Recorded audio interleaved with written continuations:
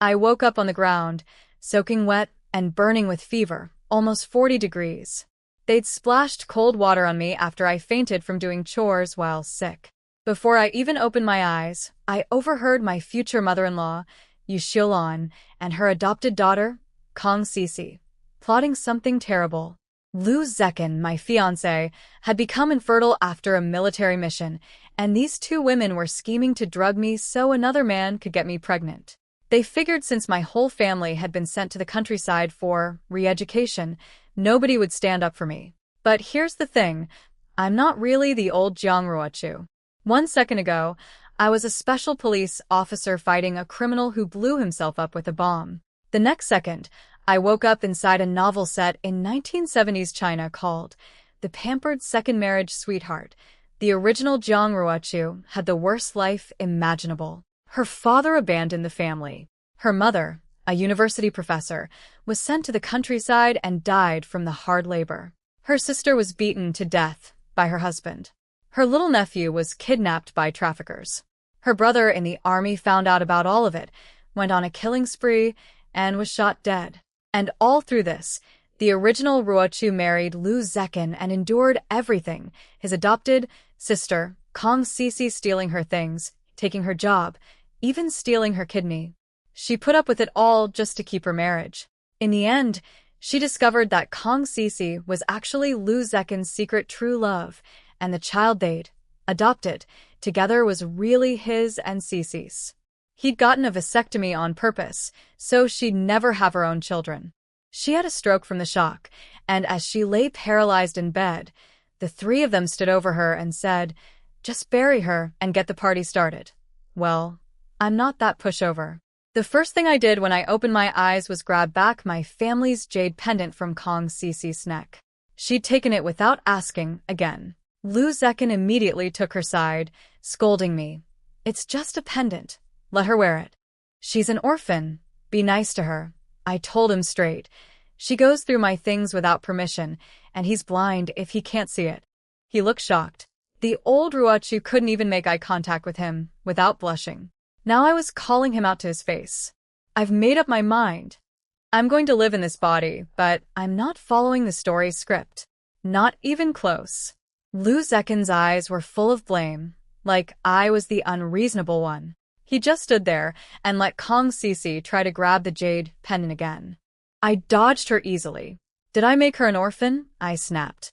"What does her being an orphan have to do with me? If you want to be nice to her, go ahead, give her your own heart and lungs. But my things? Nobody touches them. And everything she already took from me? I want it all back. Right now." Of course, Sisi started her little act. She clung to Zekin's arm, crying her eyes out, saying she'd leave if I couldn't stand her being around. She even said she didn't want to come between us as husband and wife. What a performance. And Zekin fell for it completely. He pulled her into his arms and scolded me for being heartless. Then his mother Yu Xiaolon rushed over and told me to stop making trouble, saying I should let the younger girl have her way because families should get along. Everyone in this house was unbelievable, so I slapped her across the face. Everyone froze. Before they could react, I smiled and said, "Annie, I'm younger than you, so you should let me have my way too, right? You're not mad, are you?" She was so shocked she couldn't even speak. Zekin raised his hand to hit me. I caught his arm and held it in place. Back in my real life, I was a trained special police officer. Did he really think he could lay a hand on me? He felt my strength and saw something in my eyes that scared him. He didn't try again. Then Sisi jumped in with more fake kindness. "Don't hit her. I'll give everything back." She even mentioned my job. I had just passed the exam to work as a cashier at the military compound's clinic. Sisi had scored right below me, so if I gave up the position, she'd get it instead, and she wouldn't have to go to the countryside. Zekin's mother chimed in that I should hand the job over to Sisi because someone needed to stay home to cook and clean and raise future children. Zekin agreed. He told me to give Sisi the jade pendant, hand over my job, and he'd forgive me. I looked him dead in the eye and said, word by word, "No, I don't want to marry you anymore. Whoever wants this marriage can have it. I'm done." Then I grabbed the worn-out clothes Sisi had returned to me, stuff she'd already used up and didn't want, and threw them straight into the cooking fire. Zekin had the nerve to say I should return my own family's jade pendant to his sister. The man was delusional. He threatened me. Think carefully. If you don't marry me, you'll be sent to the countryside. Isn't that exactly why you came to me in the first place? I didn't answer. I just turned around and walked back to my room. Behind me, Cece whispered to him that I was just throwing a tantrum, that I'd never really leave. Meanwhile, she and his mother exchanged a look. They were still planning to drug me and carry out their sick scheme. The old man had already agreed to it. They were just waiting for the right moment. They had no idea who they were dealing with now. Back in my room, I looked in the mirror. The face staring back at me was thin, dark, and covered in spots. My hair was dry and yellow. The original Ruochu hadn't slept properly since coming to the Liu house. She'd been worrying about her family, tiptoeing around her engagement, doing endless chores, and dealing with Kong Cece, who would throw mice and snakes at her just to scare her. No wonder her body was falling apart. I touched my rough skin. This was real. I was truly stuck in this book. I felt a flash of sadness. I'd probably never get back to my old world. But I didn't regret taking that mission. If fate gave me a second life here, then I was going to live it well. Something kept nagging at me, though. In the novel, the story focused on Cece targeting the original Ruochu over a man. But I had a gut feeling that Cece was also behind every terrible thing that happened to the original Ruochu's family: her mother's death, her sister's murder, her nephew's kidnapping, her brother's breakdown. And the way Cece was so desperate to get the jade pendant. Could she be a reborn person, living her life over again?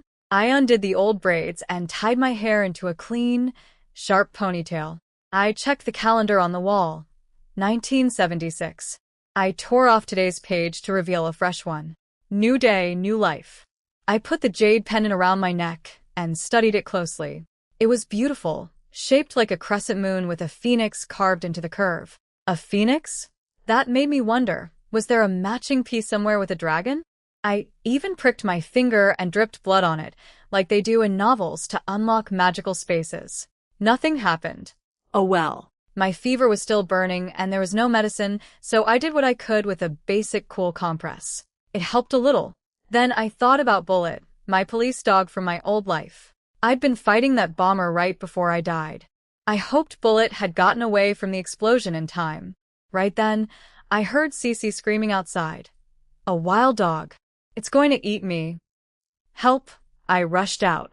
Half the compound had gathered around. Cece was rolling on the ground, and a dog was tearing at her. Zekin had grabbed a stick, ready to beat it to death. But the moment I appeared, the dog let go of Cece, spun around, and charged straight at me, tail wagging like crazy. It knocked me to the ground and started licking my face. It was Bullet. My Bullet. Somehow, he'd followed me into this world. And then I could understand him. Actually understand his words. I thought I'd never see you again, he was saying. I searched the whole underworld for you. That woman I was just biting, was she bullying you? I was so happy I almost cried.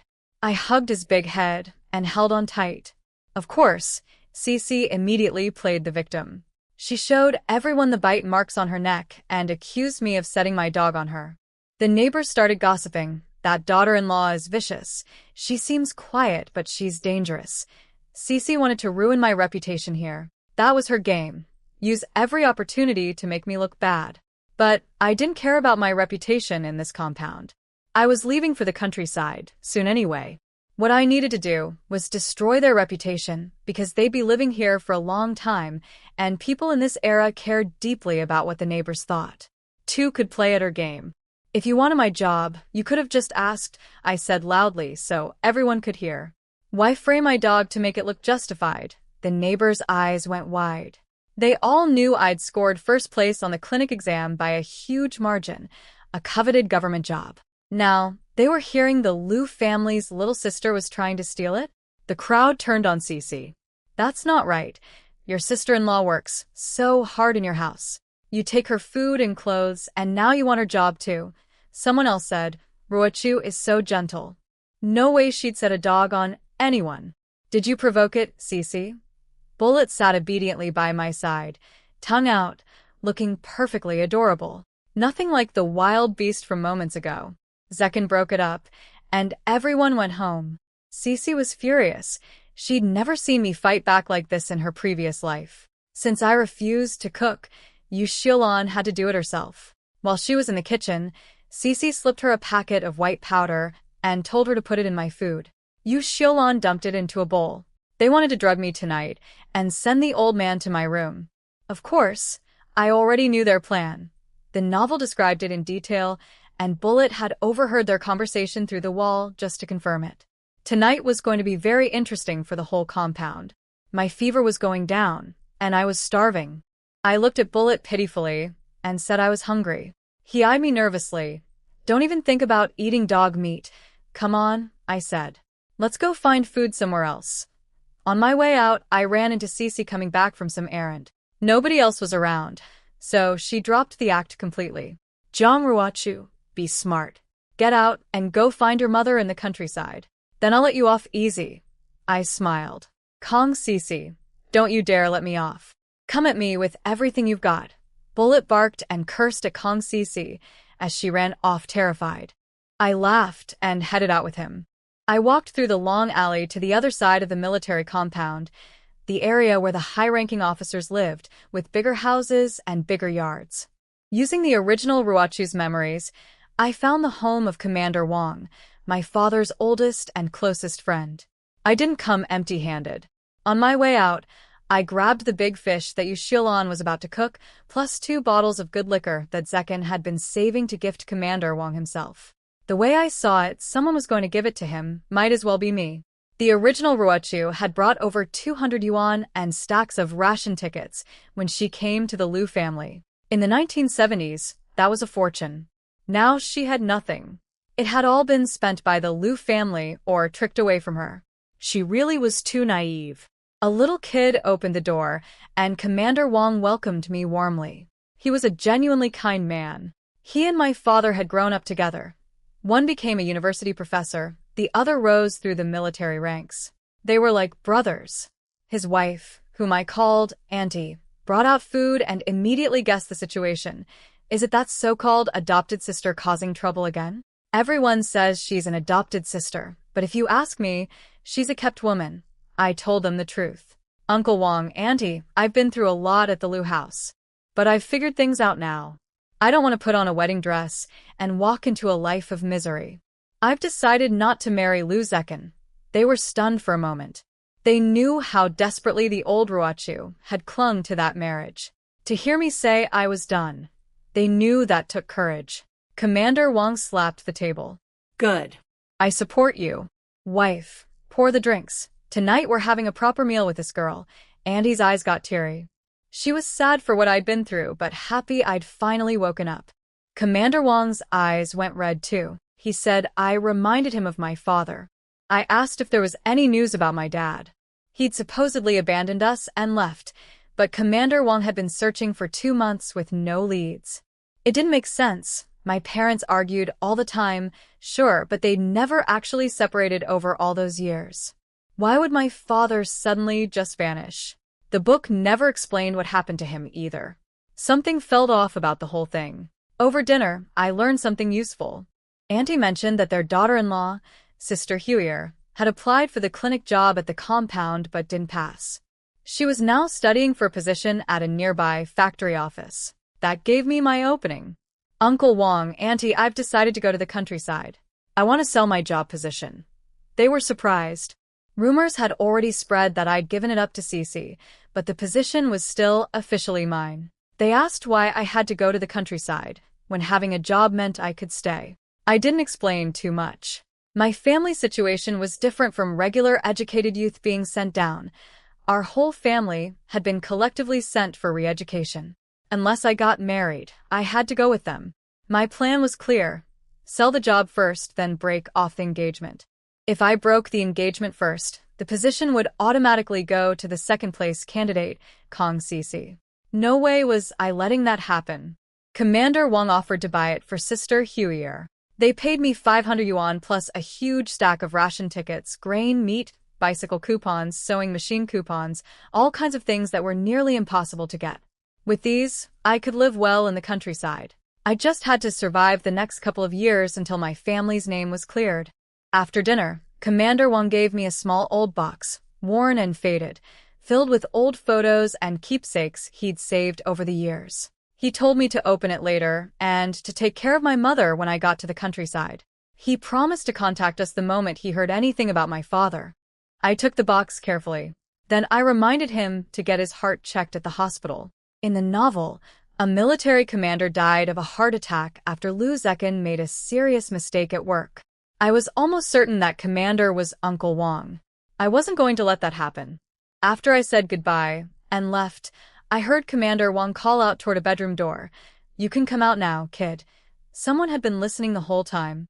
While I was at Commander Wang's house, something interesting happened that I didn't witness, but pieced together later. Commander Wang had a student hiding in his study the whole time I was there, a soldier named Qin Xiao. He was 26, the top fighter in the entire army, an expert marksman, and apparently very good-looking, though he never smiled. He was also completely uninterested in dating, which drove Commander Wang and Auntie crazy. After I left, Qin Xiao came out to eat. Commander Wang warned him about an upcoming dangerous mission. The targets were desperate criminals, experienced and ruthless.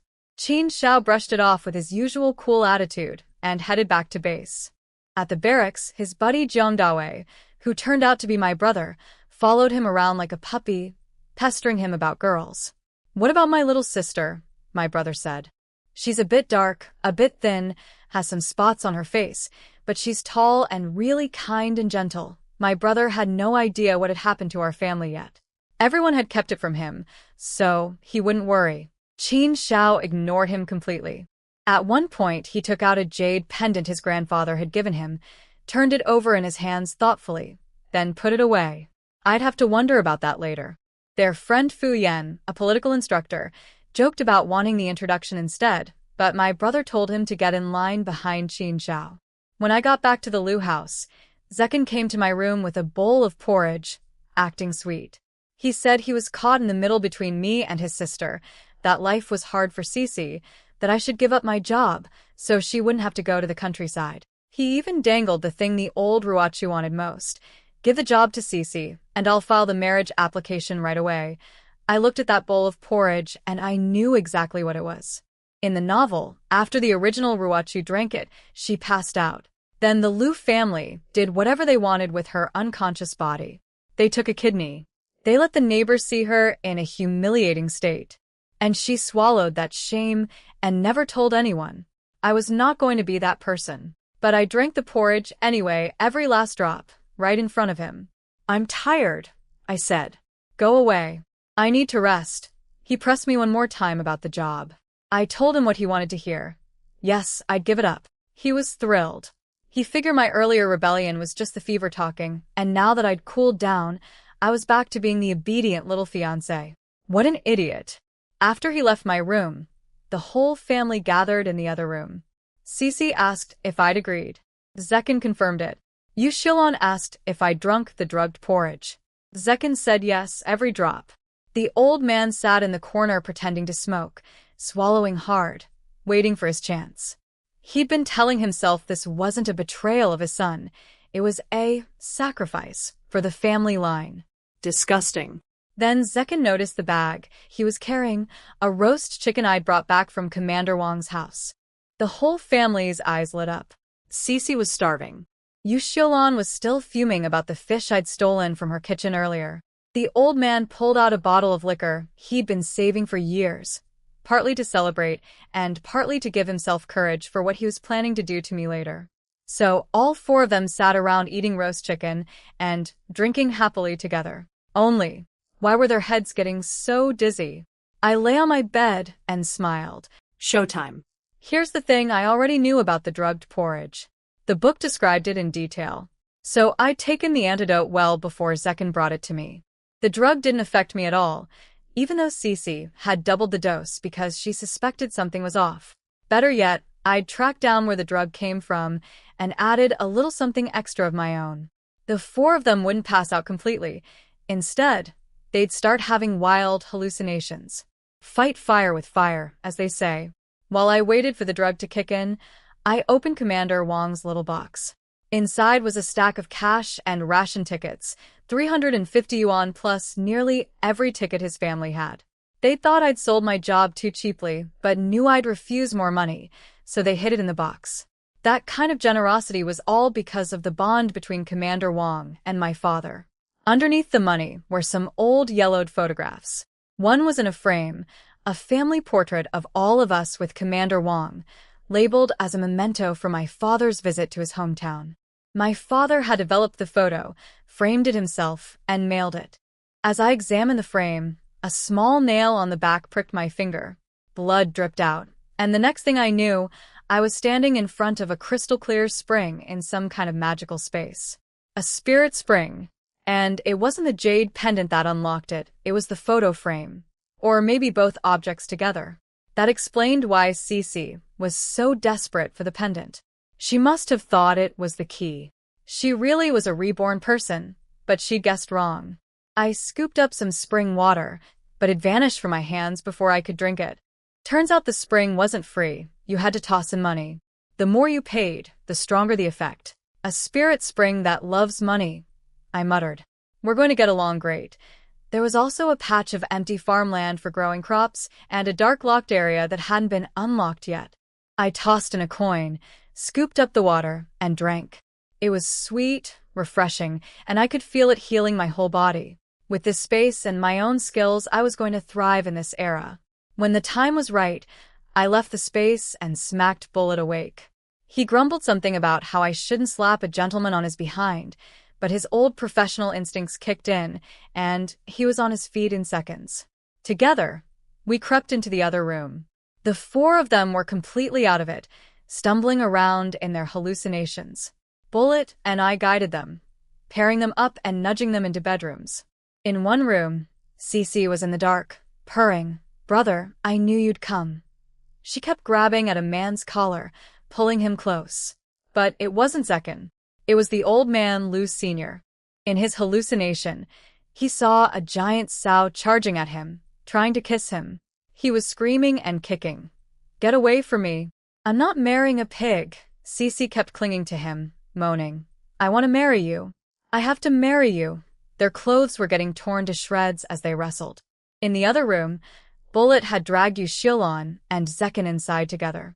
Yu Xiaolon was hallucinating chickens running everywhere and was diving around trying to catch them. Zekin was running in circles screaming that a snake was chasing him, trying to bite his private parts. Mother and son were crashing into each other. Total chaos. Bullet and I watched the show for a bit. Hard not to laugh. Bad people deserve what they get. Then I got to work. I used my new spirit space to store every single thing in the Lu house. Furniture, pots, pans, bowls, blankets, rice, flour, money, tickets. All of it. Most of it had been bought with the original Ruachu's money anyway. I left them nothing except one chamber pot sitting on a bare wooden bed. The house looked like it had been robbed clean. I was being merciful. Really, I didn't tear up the floors or rip off the roof. Just as Bullet and I were about to slip away into the night, two figures appeared in front of us, dressed head to toe in black. What I didn't know until later was that those two figures in black weren't after me. They were organ thieves. Cece had hired them to steal my kidneys while I was drugged unconscious. That was her plan all along. In her previous life, I'd refused to give up my job, so she got sent to the countryside and suffered miserably, living with livestock, doing backbreaking labor, starving and freezing. This time around, she wanted me to suffer even worse. She wanted to steal my job, my fiancé, and apparently my organs too. But because I'd switched everyone around, the thieves walked into the wrong room. They found Cece and the old man passed out together, clothes half torn off. The thieves didn't care who was on the table. They cut out both their kidneys, stitched them up, and vanished into the night. "Buy one get one free," one of them joked. Then they tossed the organs into the pig pen. Every terrible thing Cece had planned for me landed right back on her. The next morning, I went to the canteen, ate some steamed buns, and strolled back full of energy. "Oh my, did robbers break into our house?" I said loudly, pretending to be shocked. Bullet shot me a look. The neighbors had already gathered. They'd been kept up all night by the noise, screaming, crashing, sounds that made them blush. When they peeked inside in the morning, they couldn't believe their eyes. Cece and the old man in one room, practically naked with their clothes ripped to pieces. Zekin and his mother in the other room, looking like a complete mess. Shameless. Every last one of them. The neighbor spat. That poor girl, Ruachu. How did she end up with a family like this? They looked at me with pity. One Annie told me to run and never look back. I squeezed out a couple of tears and said, "Thank you, Auntie Wong. I was blind this whole time. Now I see everything clearly. I'd rather go to the countryside than marry into this family." One by one, the four of them woke up. Cece saw her torn clothes, saw the old man next to her, and screamed. Pervert. The old man looked just as horrified. Yu Shilon had a splitting headache, and Zekin could barely stand. The neighbors cursed at them and left, each one spitting on the ground as they went. I caught Cece's eye and smiled. Then I walked over to Zekin, held up our written marriage agreement, and tore it to pieces right in front of him. From today on, you and I have nothing to do with each other. I turned around and walked away. Bullet trotted beside me. We didn't look back. Behind me, the Liu family fell apart. Zekin finally noticed that the entire house was empty. Every piece of furniture, every pot, every grain of rice, every coin. Gone. I'd taken it all into my spirit space. Every bit of it had been bought with the original Ruachu's money anyway. They couldn't figure it out. This was a heavily guarded military compound. How could someone clean out an entire house without making a sound? The neighbors confirmed they hadn't heard any moving noises. Zekin collapsed on the ground. The truth was sinking in. He'd never wanted me to have a job because he wanted to control me. He'd planned to marry me, use my family's connections to climb the ranks, and keep me as an obedient housewife. Now all of that was gone. Cece crawled over to him, begging. Brother, she's gone, but you still have me. I'll marry you. I'll be your wife. He shoved her to the ground. If you hadn't bullied her constantly, she never would have left. Get away from me. The old man started yelling at Yu Shilon to call the police. She stared at him and then turned to Zekin. Son, I think we were poisoned. Maybe we should go to the hospital first. How do you know we were poisoned? Because last night, in my haze, I'm pretty sure the dog talked to me. It asked me if the food was tasty. A talking dog, that definitely sounded like poisoning to her. Like eating the wrong kind of mushroom. I was already long gone. Behind me, the Liu family was falling apart. Cece lay on the ground in despair. Everything she'd planned had backfired. She'd used every trick to force me out, and yes, I was leaving, but not the way she'd imagined. She hadn't won. She looked down at her exposed body and felt nothing but humiliation. Then she noticed something that made her eyes go wide, a stitched-up wound on her body. Someone had cut into her during the night. She swallowed the pain and said nothing, already scheming her next move. Zekin announced he'd move back to the military barracks. He couldn't stand the neighbors' stares. Deep down, he was sure I'd come crawling back before sunset. A woman like me couldn't possibly survive without him, right? But Cece grabbed his arm and begged him not to go to the barracks that night. She had a bad feeling. He hesitated. Last time she'd warned him about something, she'd been right and saved him from embarrassment in front of his superiors. So he stayed. The very next day, news came that his barracks room had caught fire. His trust in Cece ticked back up. Meanwhile, I was already on the move. With the introduction letter Commander Wong had written for me, I headed straight for the train station. Selling my job to Commander Wong's daughter-in-law had been strategic. Cece would never dare cause trouble for someone in the Wong family. If I'd sold it to a stranger, Cece would have found a way to sabotage them. According to the book, within the next 2 or 3 days, my little nephew would run away from his abusive aunt and get kidnapped by child traffickers. I had to stop that. I didn't fully understand yet why Cece had targeted every single member of my family, but my strategy was simple. Do the opposite of whatever she wanted. Keep every one of my family members alive and happy. That alone would drive her crazy. Before catching the train, I went to the hospital. I played up my fever and convinced the doctor to prescribe me a mountain of medicine: cold medicine, painkillers, anti-inflammatory pills, fever reducers, bruise ointment, and most importantly, stomach medication. The countryside wouldn't have pharmacies nearby, so I needed to stock up. Doctor, please, I'm so fragile. Last time I didn't have fever medicine, and my temperature hit 50-something degrees, I said weakly. The doctor's jaw dropped. He stared at me and hurriedly wrote every prescription I asked for. 50 degrees. I'd have been cooked alive. Bullet sat in the corner grinning at my shameless lie. Next stop, the state-run restaurant. I bought over 30 meat buns, 5 pounds of braised beef, 10 pounds of sauced pork bones, 5 boxes of braised pork belly for meatballs, and 6 bowls of rice. Every person in the restaurant watched me leave in stunned silence. I was practically cleaning them out. On the way to the station, Bullet grumbled. Same as your last life, not a single vegetable. Don't come crying to me when you're constipated. I tossed him a bone. Eat this and shut up. When you're done, clear the weeds in the spirit space. I need to start farming. I'm a war dog, not a farmer. No exercise and you'll be the constipated one. He had no comeback for that. Getting Bullet on the train was tricky. He was a massive black German shepherd, all muscle, built for combat. People would panic. So I put him in the spirit space before boarding. But first I handed him a document envelope. He understood immediately, took it in his mouth, and dropped it into a nearby mailbox. A little surprise for the Liu family. Back at the compound, Zekin came home to find I still hadn't returned. The neighbors were chatting in the yard. My husband saw that Ruochi girl at the state restaurant today, buying piles of meat and buns. She's living her best life now, another neighbor added. Who says a woman can't survive without a man? That girl made the right call leaving. Zekin slammed his door shut. The empty, stripped-bare house stared back at him. I still needed more supplies: cooking oil, rice, flour, daily essentials, but the train was about to leave. I'd have to stock up when I reached the capital. I saved 3 meat buns and stored everything else in the spirit space, where Bullet was angrily pulling weeds while gnawing on bones. I was a police dog in my last life, he muttered, and now I'm a farmer? I should be on the battlefield. For safety, I dressed in plain gray clothes, messed up my hair, and smeared kitchen soot on my face. A woman traveling alone needed to look unappealing.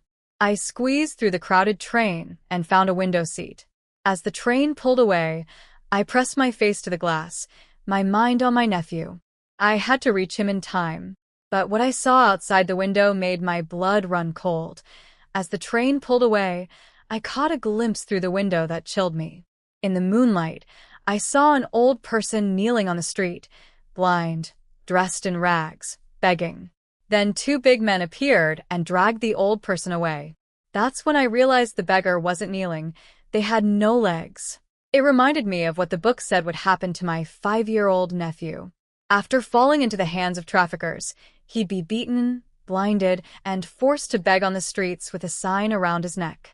Too sick to sell for a good price, but kept alive to make money begging. Watched constantly, couldn't live, couldn't die. I forced myself to stop thinking about it.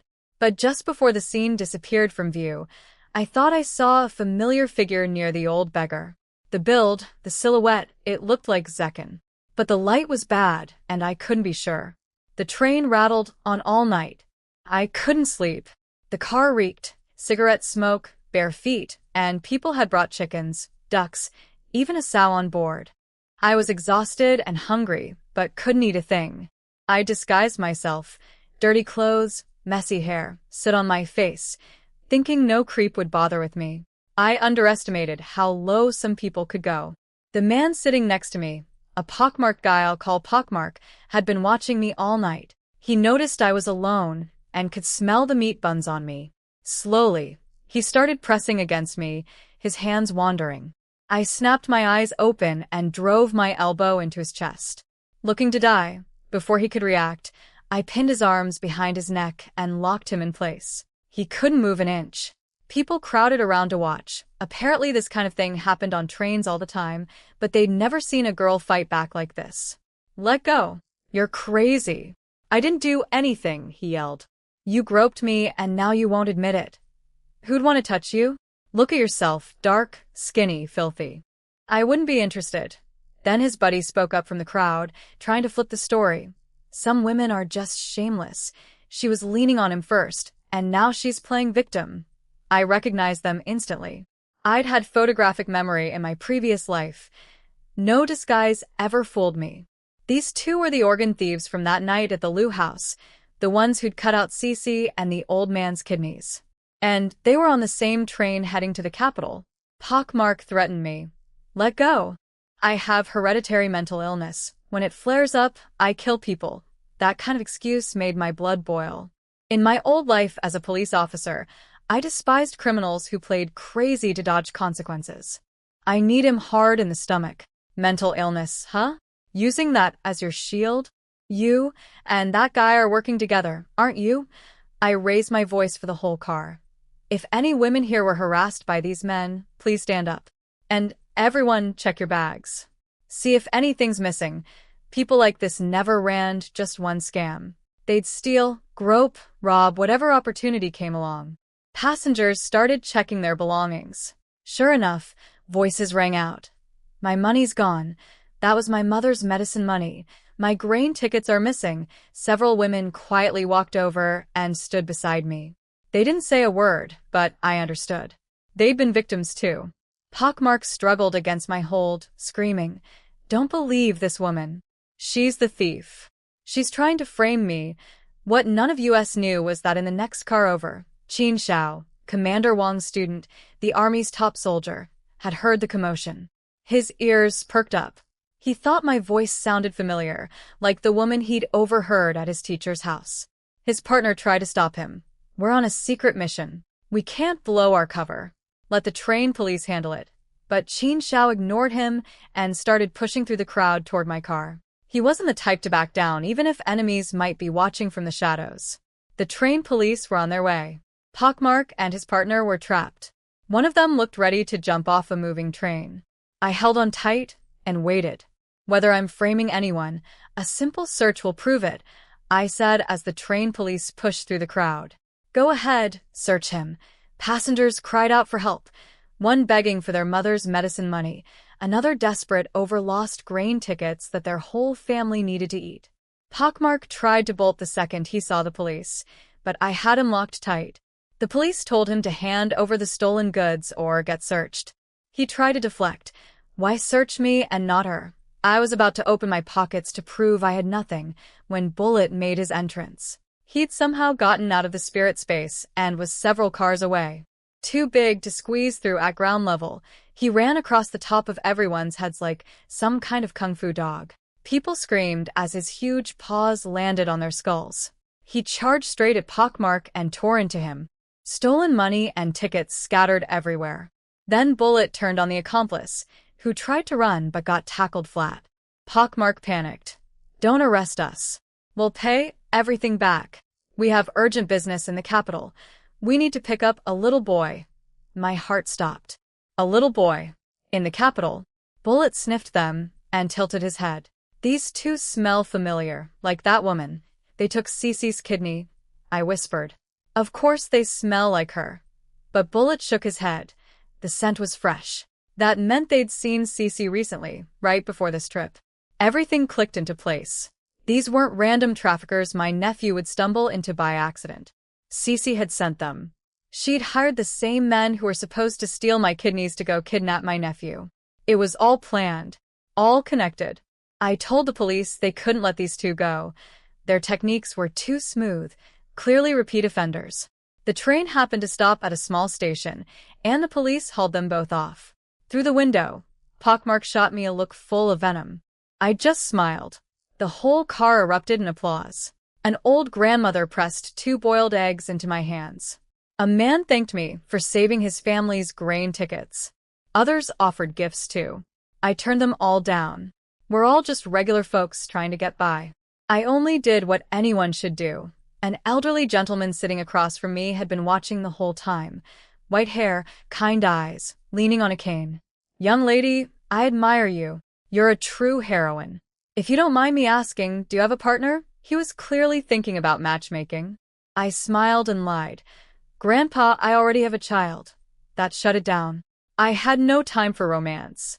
My family members were going to start dying one after another if I didn't act fast. Even though I'd never actually met them in this life, the original Ruachu's body carried their feelings. Her family had been good people, a loving brother, a warm sister-in-law, a caring older sister. Even her supposedly deadbeat father had adored her. I needed to save every single one of them. The old man looked a little disappointed, but pressed a slip of paper into my hand. I like your spirit, young lady. Here's how to reach me. If you ever come to North City, look me up. I took it and thanked him. His name was Qin Jiafeng. As he left the train at that station, he glanced back at me one last time and murmured to himself that my eyes reminded him of someone he once knew. What I didn't know was that Qin Xiao, Commander Wang's student, the army's top soldier, got off at the same station.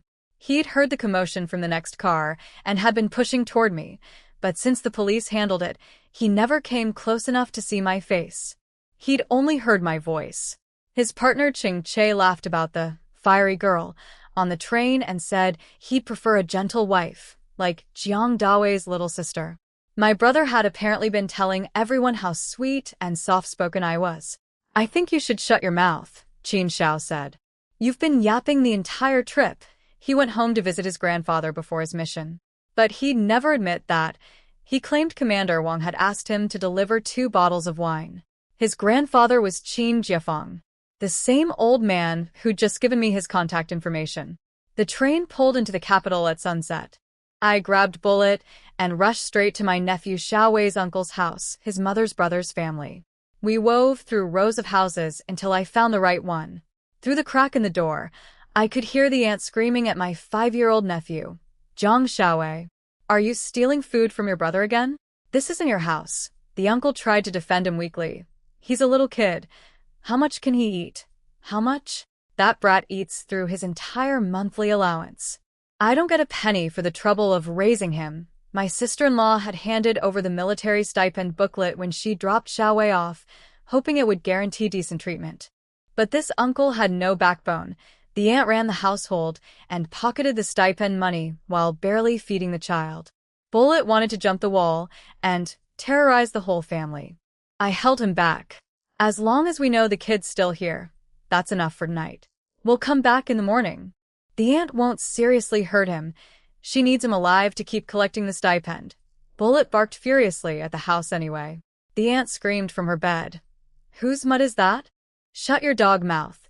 Bullet went absolutely berserk, kicking the iron gate with his paws and peeing on it.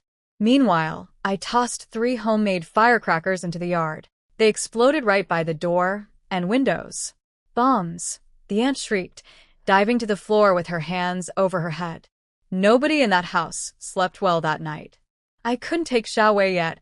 I had business at the black market first, and bringing a child would be inconvenient. So Bullet and I slipped into the spirit space to rest. I soaked in the spring water, which flowed endlessly and got warmer as you moved along it. After bathing, my skin was noticeably lighter and smoother. The spring had a built-in whitening effect whether I wanted it or not. We ate dinner in the space, rice and braised pork belly from the state restaurant. The pork in this era was incredible, nothing like the mass-produced stuff. This body was too skinny and weak. I needed to eat well, put on some healthy weight, and start training again. In my old life, I'd had a lean, powerful build, slim in clothes, muscular underneath. I was getting that back.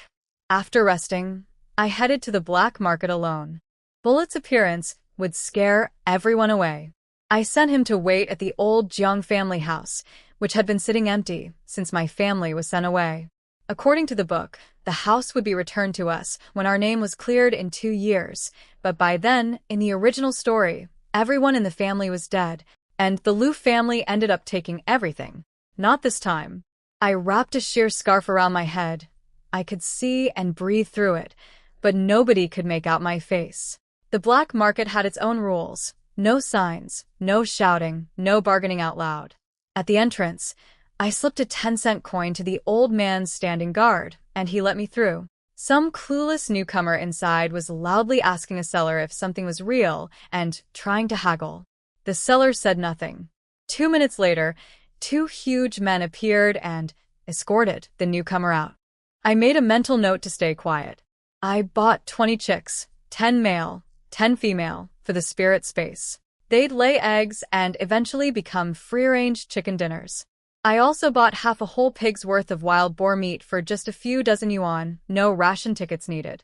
Pork in the capital cost about 73 cents a pound, an incredible deal. Then I spotted a used Phoenix brand bicycle. How much? I asked. 160 yuan. Short, simple, that's how you talked here. It was a factory reject with a few paint scratches, but mechanically perfect. I bought it without hesitation. Transportation like this was priceless in this era. I loaded the pork onto the back of the bike and kept browsing. I stopped at a stall selling fine fabric. Got more of this? I asked. How much do you want? As much as you've got. I have more at home. When the seller gave me the address, my eyes went wide. The fabric seller's address was my own family's old house.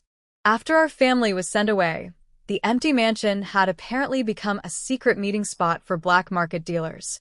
I nodded and agreed to meet there in 15 minutes.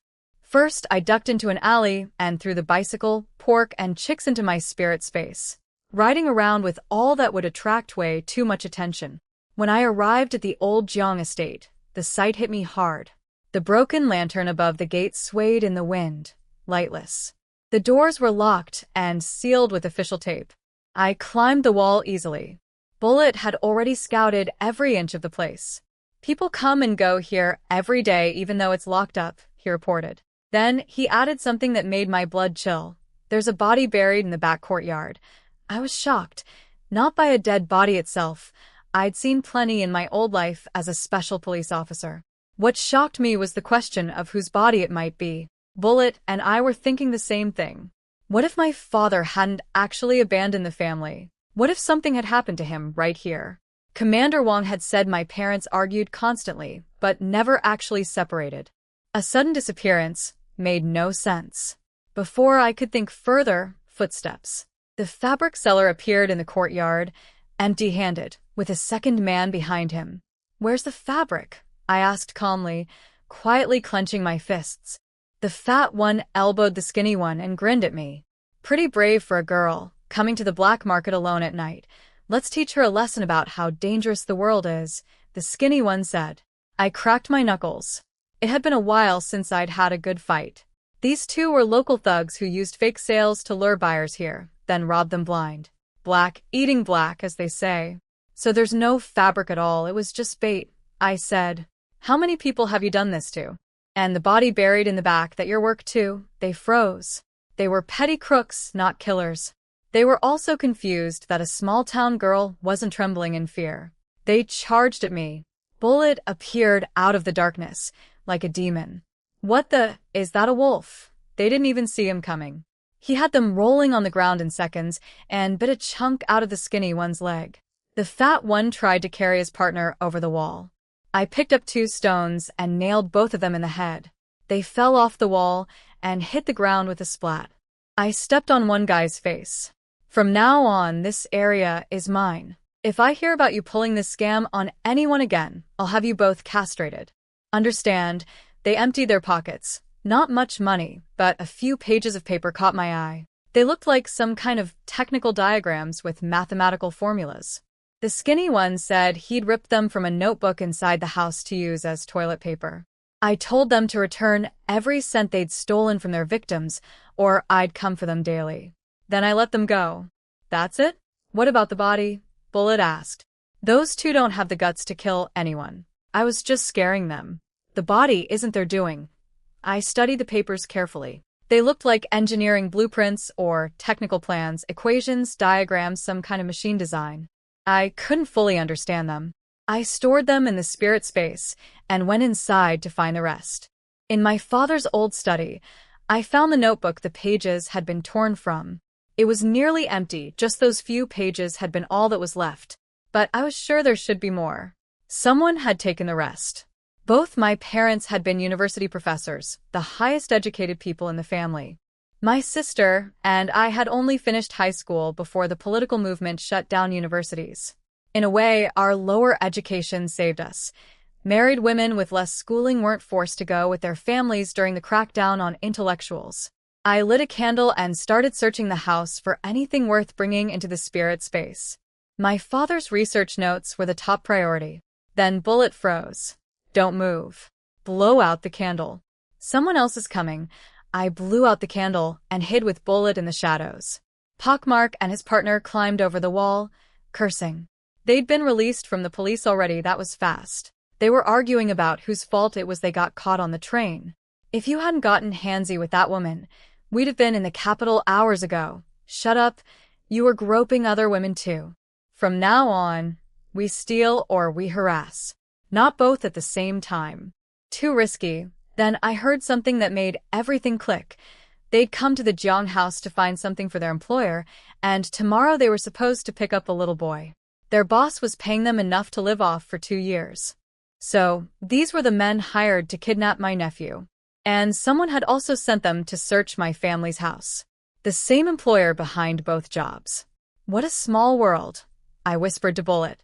Old method, one each. They barely made it a few steps into the courtyard before we had them pinned. I forced them to hug the smooth stone pillars with their legs crossed and put gloves on their hands to reduce friction. Without help, they'd never stand up again. I snatched a piece of paper from Pockmark's hand. It was a rough sketch, like instructions for finding something specific in this house. Whatever their employer wanted them to find here, it was clearly connected to my father's notebook. I tried everything to make them talk. Who hired them? They wouldn't crack. Kill us if you want. If our employer finds out we talked, our families are dead. I had to respect their stubbornness, even if I hated them. So, I focused on finding the notebook myself. Bullet sniffed the torn pages, then sniffed my father's desk, and within minutes he trotted back with a dusty, yellowed notebook in his mouth. My father's research notes, the real thing. When have I ever failed? He said proudly. Fair enough. I swept through the house and stored everything useful in my spirit space. 4 brand new quilts. My mother must have made them as dowries for my sister and me, but couldn't grab them when everything fell apart so suddenly. Pots, pans, dishes, dusty but perfectly usable. My mother had been meticulous about keeping things clean. I'd already burned most of the stuff I'd taken from the Liu house. I didn't want anything those people had touched. I also worried about my older sister. According to the book, she'd married an alcoholic who beat her daily and had blown through all her dowry money. I didn't know if I could convince her to leave him and come to the countryside with me. Before leaving, I taped Pockmark and his partner's mouths shut. Since you won't talk anyway, no point keeping those mouths open. They could breathe through their noses. That was generous enough. At dawn, I grabbed some meat buns and headed to my nephew's uncle's house. Little Xiaowei stared at me like he was seeing a ghost. Then he burst into tears. Auntie. The aunt came out with a sour expression. Oh, it's you. Aren't you supposed to be married to some soldier? What are you doing here? She glared at Xiaowei crying. Big boy like you, crying like that, people will think I've been mistreating him. I didn't bother being polite. Whether Xiaowei's been treated well is obvious, just looking at him. Every yuan of my brother's military stipend was meant for his son, and you've been spending it on your own kid. What do you think my brother would do if he found out? My brother Jiang Daowei was famously hot-tempered, so wild as a boy that our father had shipped him off to the army just to straighten him out. If he learned his son had been starved and abused, he'd kill someone. Xiaowei grabbed my sleeve and hid behind me, shaking. My heart ached. This tiny, terrified boy, in the original story, he'd run away from this house seeking his father, only to be grabbed by traffickers who broke his legs and gouged out his eyes, turning him into a begging tool. Xiaowei, tell Auntie, what do you eat every day? He glanced at his aunt, trembling. Just 1 bowl of thin porridge. Auntie says I don't deserve real food. She says I should just die. A neighbor stepped in, but not on our side. This child is lying. I see grease on his lips every day. His aunt treats him fine. My stomach dropped. The aunt was cunning. She'd been smearing pork fat on Xiaowei's lips to make it look like he was eating meat, while actually starving him. The aunt started her performance, sobbing theatrically. This ungrateful little wolf. I treat him like my own son, and he slanders me like this? I might as well die. I can't live with this injustice. The neighbors rushed to comfort the aunt. telling her not to cry over a child's lies. But with me there, Xiaowei finally had the courage to speak up. She's lying. She smears pork fat on my lips, so it looks like I've been eating meat. I've never had a single bite. My cousin gets everything. The aunt tried to spin it, but then her own son appeared out of nowhere, a chubby brat everyone called Gooden. He marched straight up and tried to snatch Xiaowei's meat bun right out of his hands. Give it. Mom says you don't deserve food. That bun is mine. The whole courtyard went silent. Every neighbor who'd been defending the aunt shut their mouths. The aunt turned red. He's just a child. He doesn't know what he's saying. But Gooden kept going, completely clueless. Mom, why aren't you helping me grab it like you always do? Hurry up before that little brat eats it all, out of the mouths of babes. He'd learned every word from his mother. I grabbed a broom and smacked Gooden across the backside a few times. When the aunt lunged to stop me, she caught a few swings too. Fine. Take the stipend book. Take the kid. Just stop. She knew if this blew up any bigger, if the Women's Federation got involved, her husband's career would be finished. I snatched the stipend book. The money you haven't spent on Xiaowei. Hand it over. Now. Or we go to the police, and I have you charged with child abuse. She stormed inside and came back with 50 yuan, practically trembling with rage as she handed it over. She couldn't believe it. When she'd met me at my wedding years ago, I'd been meek as a kitten, too timid to breathe loudly. Now, I was a walking bomb. Her little money tree had just flown away. I left before the uncle came home. There was nothing more to discuss. Walking away, I rubbed medicine on Xiaowei's bruises. Does it hurt? Xiaowei is brave. It doesn't hurt. Living in the countryside will be hard. Are you scared? As long as I'm with Auntie, I'm not scared. But will I get to see Mommy and Grandma? I miss them so much. I didn't have an answer yet. My plan was to register for the countryside assignment and try to get placed wherever my mother and sister-in-law had been sent. I secretly gave him a bowl of spirit spring water. His eyes lit up. Even the water tastes sweet when I'm with Auntie. Bullet came running over. Xiaowei pressed closer to me, scared at first, but Bullet nuzzled up to him gently, and the fear melted away. Xiaowei even offered Bullet his water. Here, Bullet. We're friends now, so you can't be mean to me, okay? Bullet scoffed but licked the water anyway, muttering under his breath about babysitting duty. I pinched him hard until he yelped. Come on, I said to Xiaowei. Annie's taking you to the state restaurant for a real meal. Can we bring food for Big Annie too? He asked quietly. I hear her crying a lot. I think she's doing even worse than me. Maybe she doesn't have food either. My heart sank. My older sister, Jiang Ruodong, lived nearby. She'd married a college classmate, a man who turned out to be a violent drunk. The original Ruochu had visited once and seen bruises all over her sister's body, but Ruodong refused to admit it was abuse and wouldn't agree to divorce, no matter how many times she was asked. She already had 2 children with him. I hadn't been optimistic about convincing her to leave. If she'd already had kids, it would be almost impossible to pull her away. I was still thinking this through when I heard sounds from behind us, someone being hit, a man's voice snarling. Jiang Ruodong, you think you're still some rich family's princess? Drop the attitude and do what I say. Get back in the house. Who do you think you are, acting all high and mighty with me? I realized my sister had tried to fight back when the abuse started. She hadn't just accepted it, but alone, with no family nearby, she couldn't escape. Then she got pregnant, had children, and leaving became nearly impossible. Stop. Zhang Jiawang, you coward. Hitting my sister in broad daylight, I grabbed him and threw him aside like garbage. A crowd gathered, and instead of helping, they started blaming my sister. She must have done something wrong. Why else would her husband hit her? Look at her in that bright dress, showing her legs. She's asking for it. She deserves it. Women like that are disgusting. I looked at my sister lying on the ground, her dress torn, hair falling over her face trying to hide her shame. In the original Ruochu's memories, my older sister Jiang Ruodong had been the sunshine of our family, bold, cheerful, always protecting me. Now this man had destroyed her. I knelt down and draped my jacket over her, but she suddenly leaped up and ran toward the city moat, ready to throw herself in. Let her die, someone sneered. One less tramp breathing our air. I caught her just as she was about to go over. Sister. The one who should die isn't you, it's the people who hurt you. She thought she was hallucinating. She whispered my name, half smiling, still falling toward the water. I grabbed her arm hard enough that the pain snapped her back to reality. Ruachu? Is it really you? It's me. I dumped Lu Zekin, he's worthless.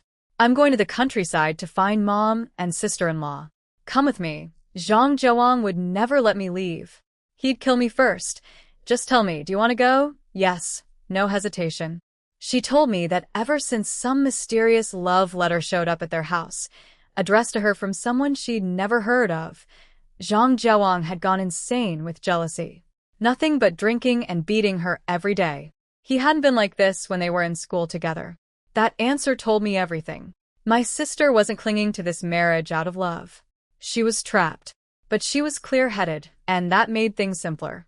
I settled her and Xiaowei to the side with Bullet standing guard, then turned to face Zhang Zhuang. He stumbled toward me, drunk, swinging a half-empty liquor bottle. Well, my little sister-in-law, the army officer's wife. Did Zekin dump you? Want to move in with us? If the law allowed 2 wives, I'd marry you too. He was swaying, but I noticed his knuckles were white around that bottle. He was aiming for my skull. Someone in the crowd actually defended him. Your sister's the one who's wrong.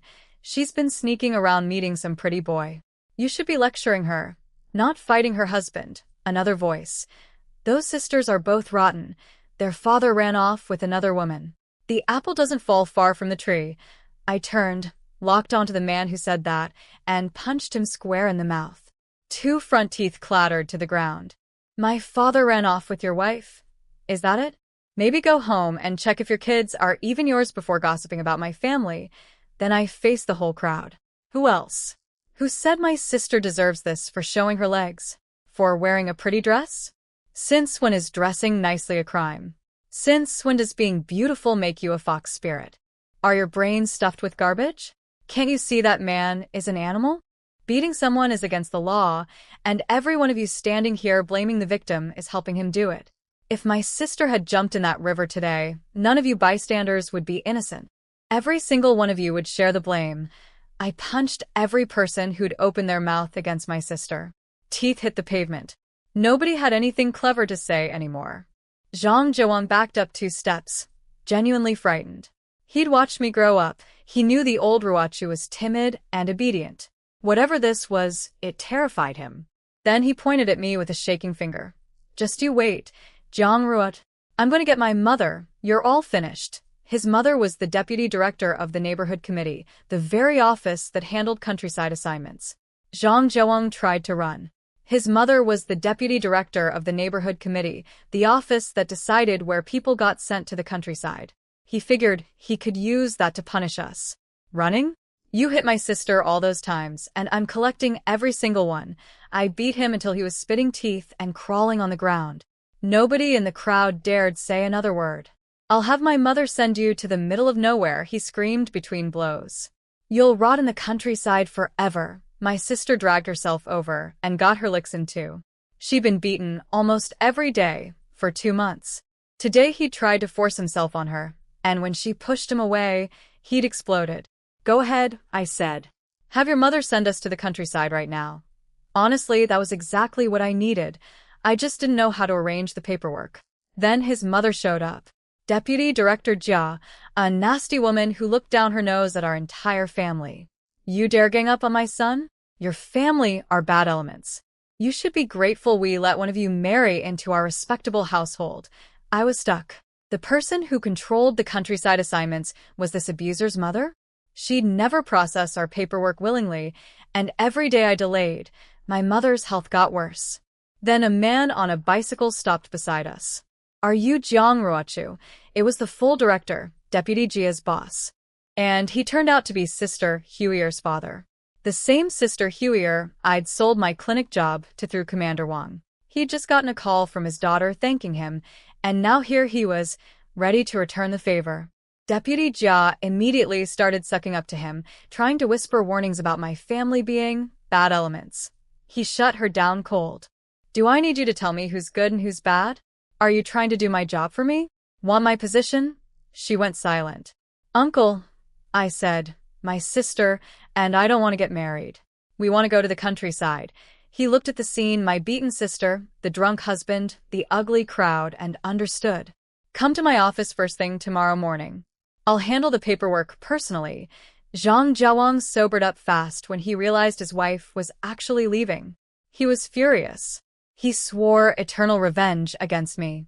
I brought my sister and Xiaowei back to the old Jiang house. Pockmark and his partner were still stuck on the pillars where I'd left them, passed out cold. Xiaowei ran happily around the familiar courtyard with Bullet chasing after him, grumbling. Slow down, kid. If you fall, your aunt will have my hide. A police dog turned farmer turned babysitter. He let out a pitiful howl. My sister looked around the empty house sadly. Mom used to cook us different dishes every day. Dad would read to us and tell us stories. I didn't let her dwell on it. Sister, let's look forward. Our family will be cleared someday. We'll come back to this house. I knew from the book it would happen in 2 years, but she didn't. She asked what happened with Lu Zekin. Don't mention that dog, I said. Then I asked why she didn't want me to call the police on Zhang Jiawang. She just sighed and shook her head. Some secret she wasn't ready to share. I let it go for now. But I wasn't letting either of them off easy. After dark, I planned to raid the aunt's house and steal everything valuable, then write a public accusation poster and report her to the Women's Federation. She cared about reputation more than anything? Then I'd destroy it completely. As for Zhang Jiawang, since he loved drinking so much, I'd let him drink himself unconscious. Then Bullet would shred his clothes, and I'd dump him naked in front of his workplace with a sign around his neck. Zhang Jiawang, male, 23 years old. Seeking marriage, all genders welcome. Perfect. Meanwhile, back at the military compound, Lu Zekin was getting chewed out in the political commissar's office. Comrade Lu, you're young and promising. How could you make this kind of mistake? You're embarrassing the entire army. Sister, wait here. I need to hit the supply store before it closes.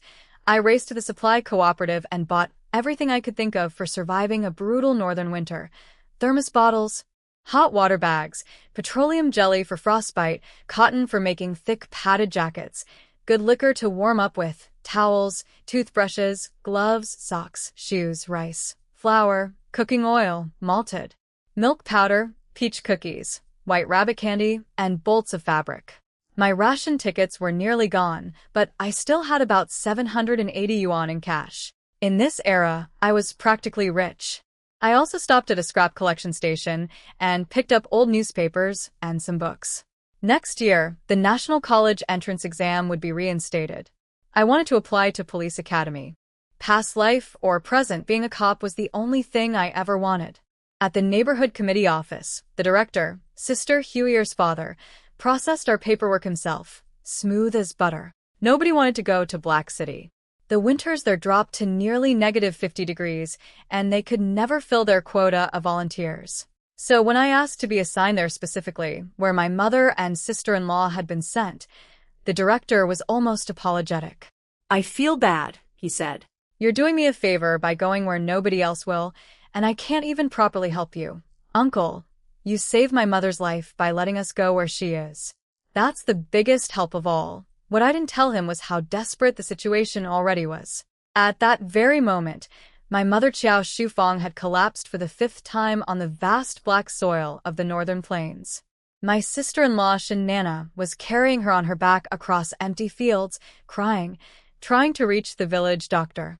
She'd also just received word that her son, my nephew Xiaowei, had gone missing.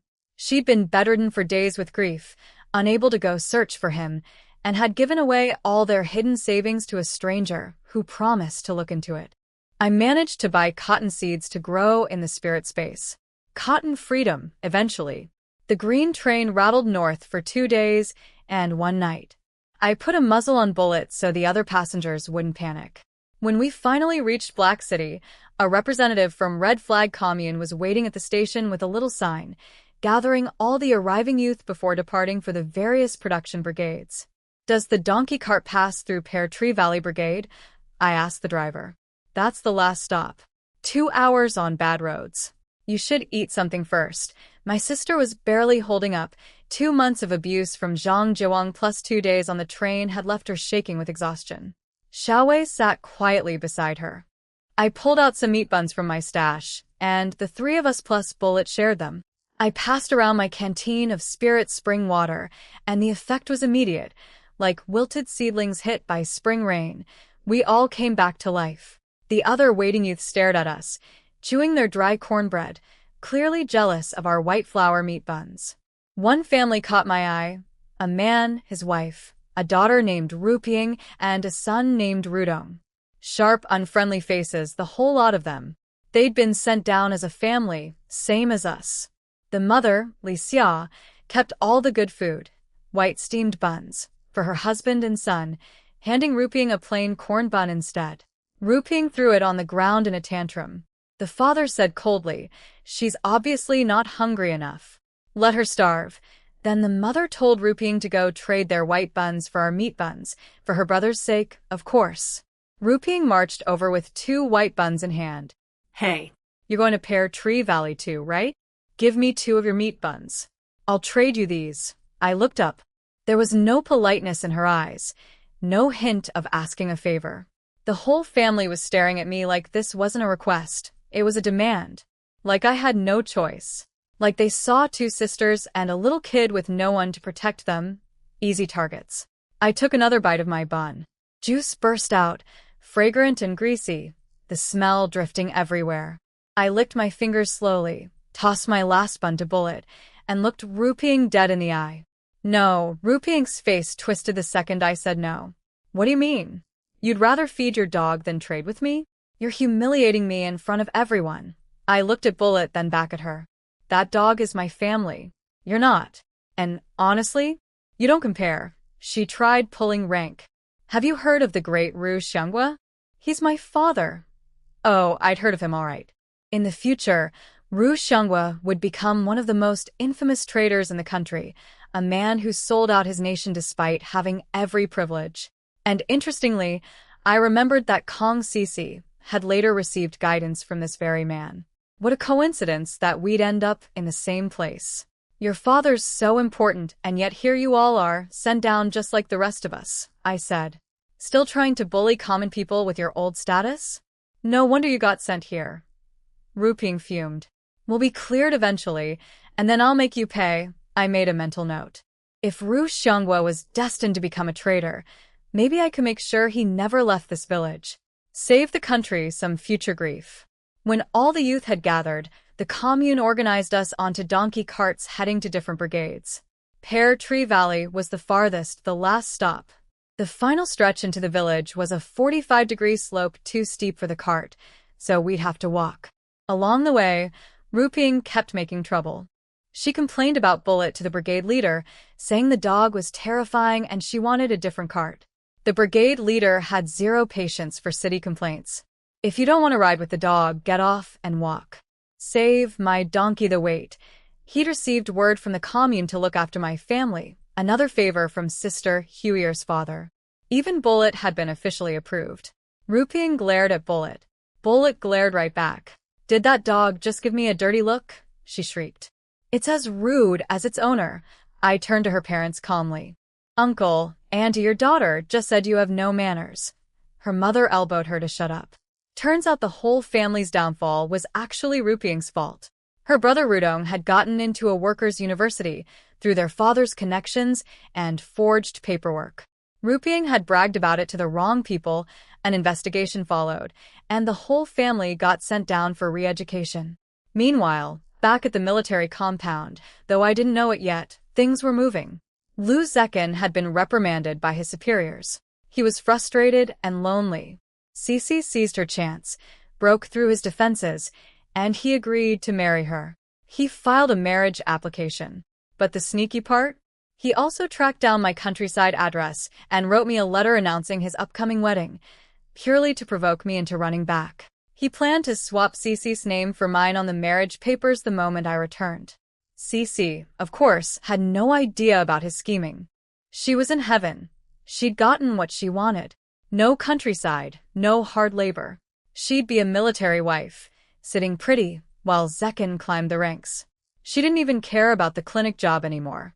But she wasn't done with me. She planned to write letters to old friends in the countryside, asking them to make life hell for me and my family. When the time was right, she'd leak everything to my brother through the soldiers' gossip network. She was sitting back, waiting for the entire Jiang family to be destroyed. I knew nothing about her plans. My sister, Xiaowei, Bullet, and I had climbed off the donkey cart and were hauling our bundles down the steep slope into Pear Tree Valley. The brigade leader had gone ahead to prepare the youth settlement. The living conditions here were rough. Sent-down families got worse housing and heavier labor than regular youth volunteers, though neither group had it easy. Black City winters started in September and didn't let up until May. Temperatures dropped to -50. Many people didn't survive their first winter. I'd been to this region before in my past life, border peacekeeping missions. I knew what we were facing. My spirit space had supplies, but they'd run out eventually. I needed to farm inside the space and figure out a believable excuse for where the food was coming from. The biggest challenges: keep my family alive, survive the cold, become self-sufficient. Just then, a scream pierced the quiet of the settlement. Rats. Huge black rats. Brigade leader, I refuse to live here. Give us their room instead. Ruping was screaming in the courtyard, demanding to swap rooms with us. I'd been about to kill the 3 rats in our assigned room with a shovel, but when I heard her trying to steal our space, I changed tactics. I grabbed the rats by their tails barehanded and tossed them onto the heated brick bed, then scattered some millet in the corner. The rats scurried over and hid. Now our room looked rat-free.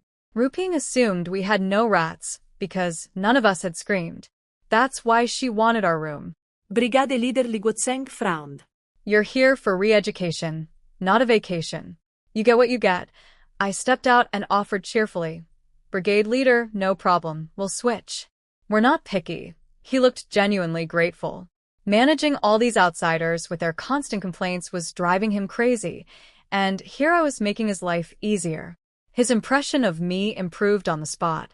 What Ruping didn't realize was that I actually wanted her room. It was smaller, yes, but it faced south, meaning sunlight all day long when it wasn't overcast. In Black City's brutal winters, sunlight was everything. Her bigger, nicer room was an east-facing wing. It would be dark and freezing. Ru Xiangguo watched the exchange and nodded approvingly, hands behind his back like some great leader surveying his subjects. He thought I'd caved out of respect for his name. I kept my face completely blank. As Ruping headed inside, she turned and demanded that Bullet come inspect her room for rats too.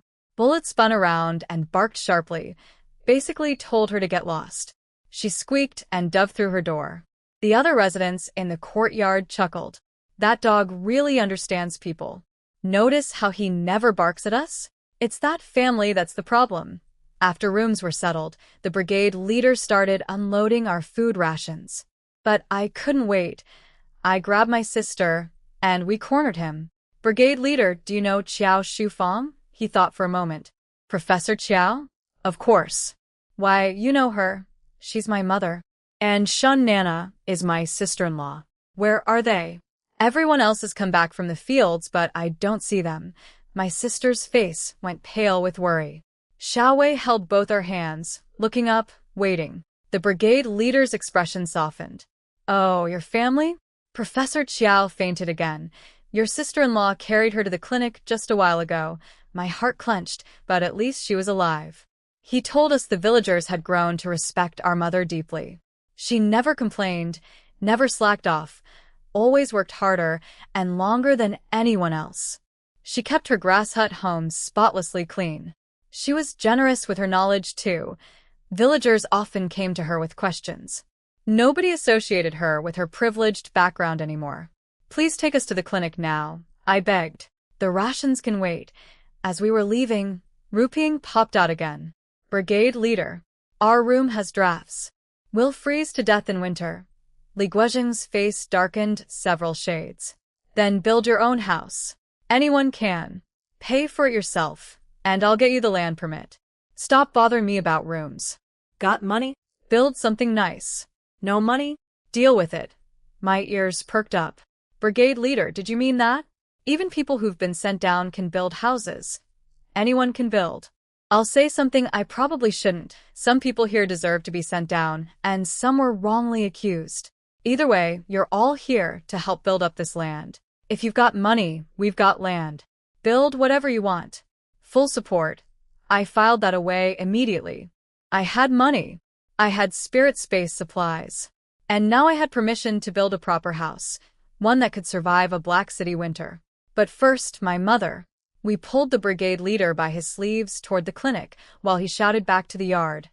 New arrivals.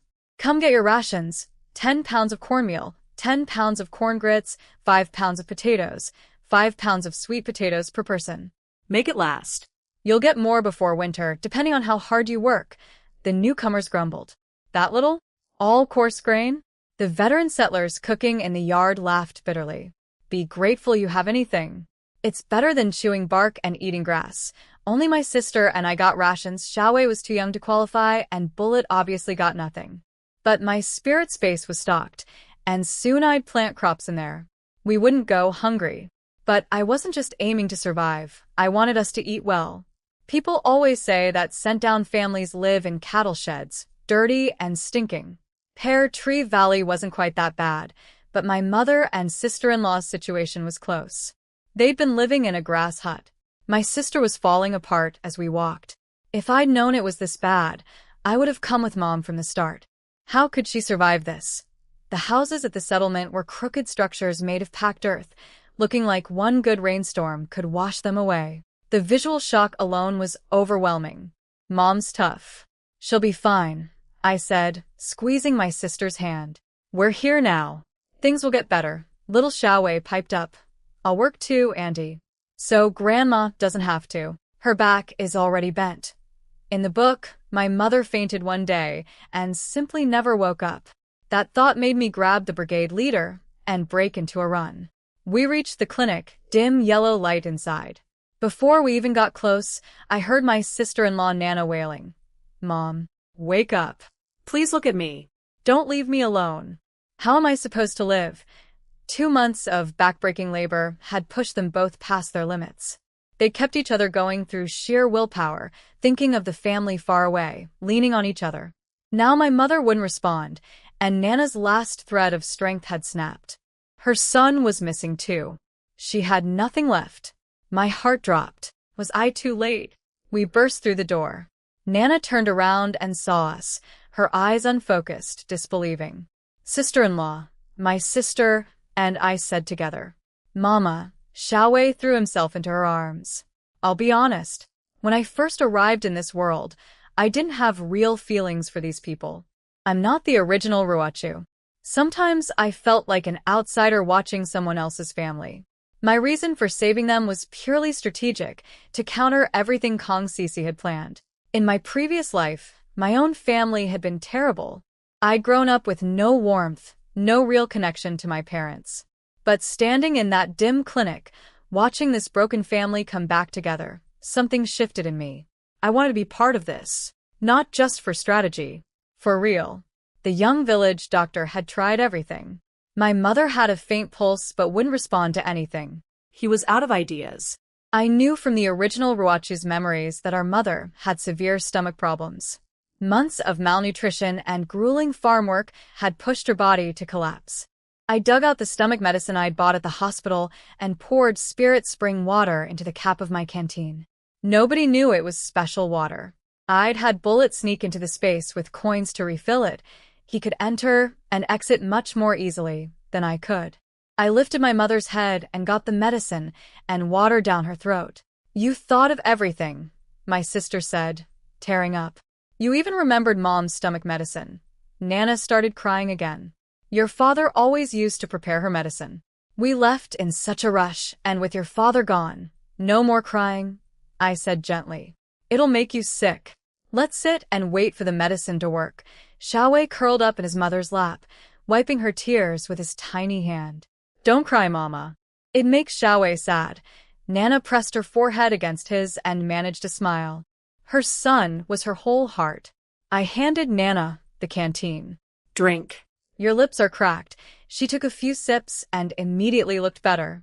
She admitted she'd been avoiding water during fieldwork because there was nowhere to use the bathroom. She'd rather go thirsty. The brigade leader and the young doctor watched us quietly. Your family really cares about each other, the brigade leader said. Not every family is like this. Past midnight, my mother finally stirred. Her eyes fluttered open. She saw all our faces hovering above her. Am I dying? She whispered. Mom. No, we're all here. It's Ruadong and Ruachu and Xiaowei. We came to find you. When it fully sank in that her children were real, that her grandson hadn't been lost, she sat up with our help and started kissing every one of our faces, sobbing with joy. The brigade leader and the nurse looked away, embarrassed. In this small village, nobody expressed love so openly. When she got to me, I felt a pang of awkwardness, but I leaned into her. It was a strange, tender feeling, something I'd never experienced in either lifetime. Bullet nudged against her legs, jealous. She looked down and beamed. Where did this handsome dog come from? Mom, he's my brother. His name is Bullet. We're all here because of him. Bullet lifted his chin proudly. Then my mother kissed him too, several times, and I swear I saw that dog blush. Brigade leaderly spoke up. Professor Chiao, don't go back to that grass hut. Move back into the room you had before. If anyone gives you trouble about it, send them to me. I learned why my mother and sister-in-law had been living in a grass hut far from the settlement. Someone had been throwing buckets of human waste into their room at the youth compound, repeatedly. The brigade leader tried to catch whoever was doing it, but never could. The stench caused so many complaints that my mother, not wanting to cause trouble, quietly moved herself and Nana out to a shack by the wasteland. Summer meant mosquito bites. Rain meant the hut was unlivable. And nobody had stopped them from leaving. Kids, talk some sense into your mother, brigade leaderly said. Don't worry about causing me trouble. Serving the people is literally my job. I sat down beside her. Mom, come back. We'll all live together. I dare anyone to mess with us now. It was past 2 a.m. when we got back to the compound. The moment we stepped into the yard, screaming erupted from the Ru family's room.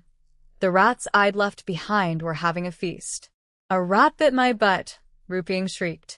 Another one clamped onto Li Xiao's finger. Then one got Ru Xianghua's toe. Ru Ping wailed, this is all Jiang Ruachu's fault.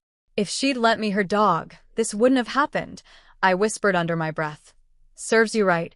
We cleaned our little room top to bottom. It was simple. A heated brick bed, 2 wooden storage cabinets, nothing else.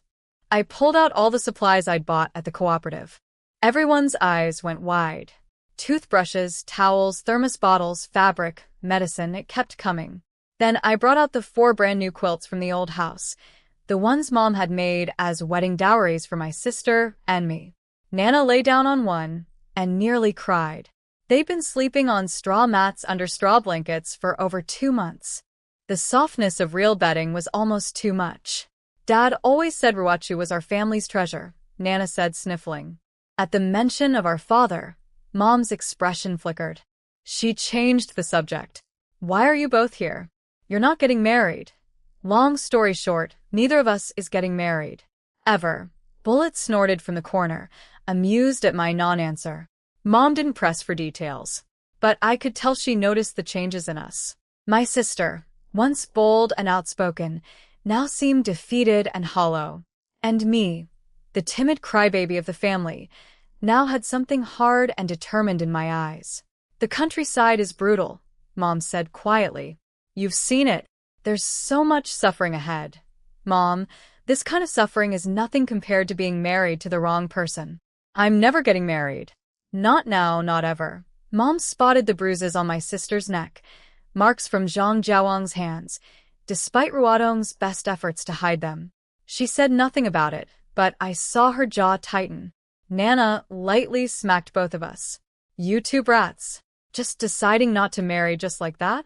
Fine, from now on your big sister-in-law has your backs. There she was, the real Nana.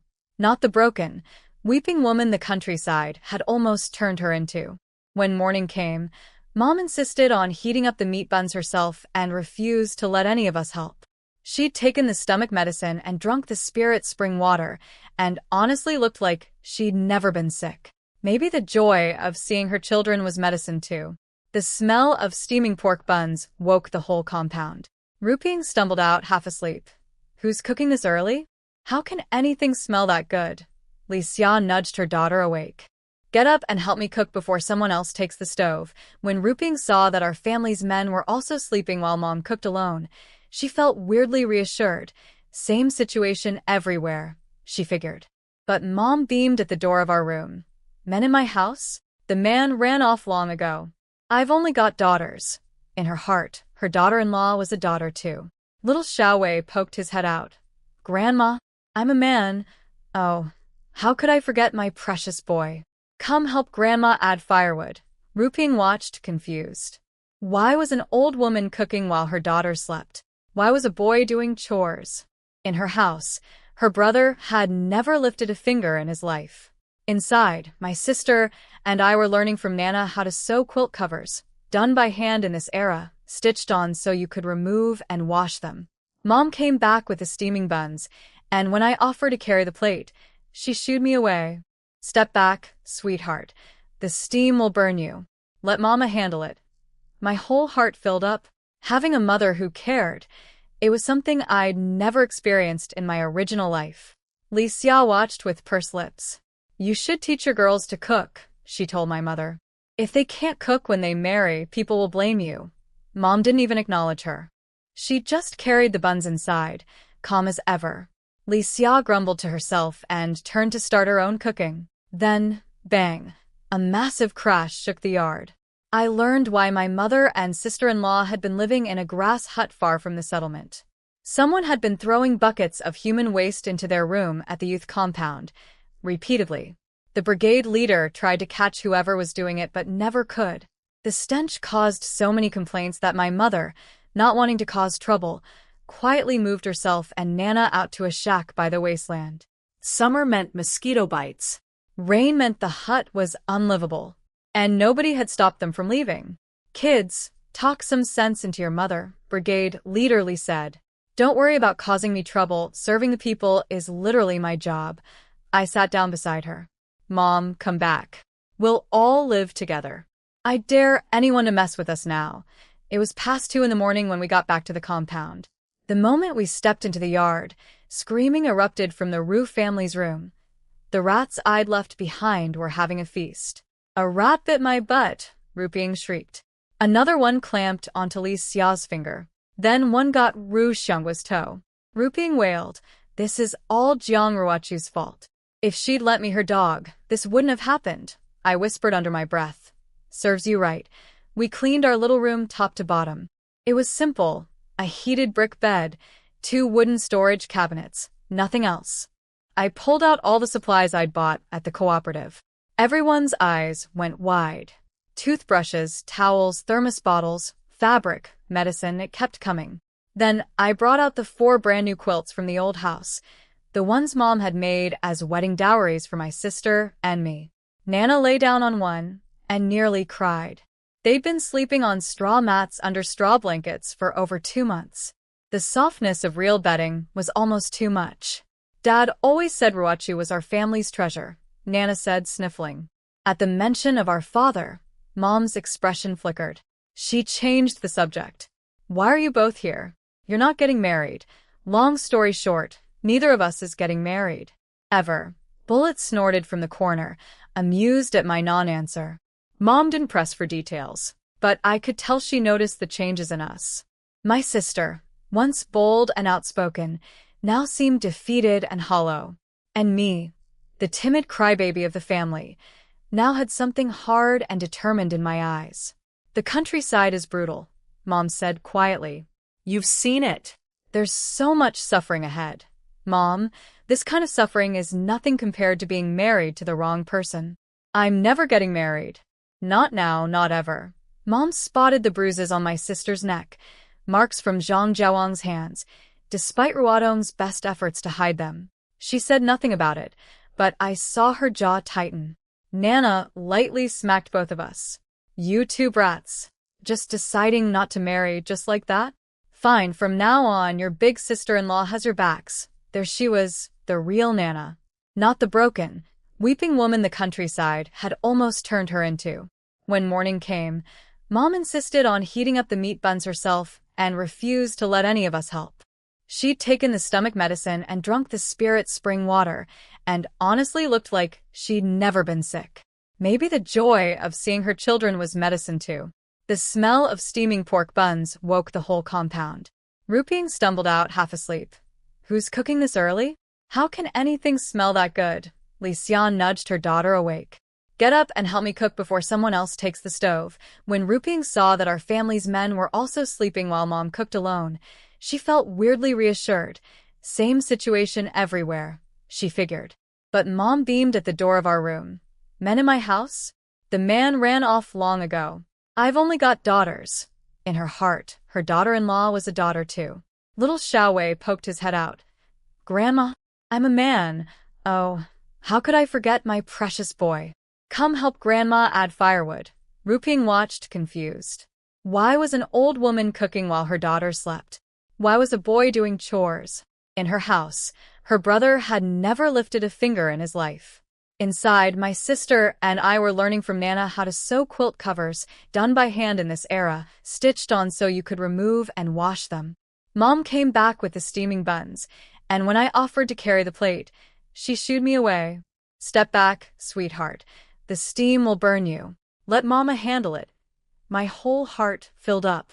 Having a mother who cared, it was something I'd never experienced in my original life. Li Xia watched with pursed lips. You should teach your girls to cook, she told my mother. If they can't cook when they marry, people will blame you. Mom didn't even acknowledge her. She just carried the buns inside, calm as ever. Li Xia grumbled to herself and turned to start her own cooking. Then bang! A massive crash shook the yard. Qiao Shufeng, you shameless old hag. Get out of the compound. Nobody wants you here. I woke to 2 youth settlement residents hurling insults, and 2 huge rocks at our door. The stones punched right through, leaving gaping holes. I pushed open the damaged door and stepped into the yard. The 2 troublemakers froze when they saw me, then got nasty again. Who are you? Move aside, this has nothing to do with you. Qiao Shufeng is my mother. Tell me again how this has nothing to do with me. Piecing together what Mom and Nana had told me, it was obvious someone was deliberately targeting them, trying to drive them out. I glanced over and noticed the 2 bullies had greeted Ru Xiongbo with a bow when he came out to wash up. Interesting connection. I kept my voice calm. We were sent here by the government. We complete our labor quota. That's the arrangement. Who gave you the authority to kick anyone out? The brigade leader himself said we can stay. One of them sputtered, I say you can't stay, so you can't. Fine, then no sent-down person can stay. We'll all leave. I looked pointedly at Ru Xiongbo. He flinched mid-face wash. He wanted no part of this drama. He just wanted to finish his sentence quietly and go home. The brigade leader banged his gong. 15 minutes to work. No food, no work, no grain, freeze and starve this winter. Your choice. Everyone scattered. My sister and Nana had already grabbed shovels, ready to crack some skulls, but the brigade leader's appearance made them put the weapons away. Still, having family together changed everything. Nobody was afraid anymore. I looked at our door with its 2 new holes. Then I calmly unhinged it, carried it over to the bullies' room, removed their perfectly good door, and swapped them. Their good door went on our frame. Their room got our broken one. They stood there, jaws hanging open. Brigade leader. She's a bandit. You broke it, you pay for it, I said with a shrug. Since I knew you wouldn't volunteer, I helped myself, the brigade leader shouted after them. Next time you break someone's property, see if you can afford the replacement. I liked this man. He was fair.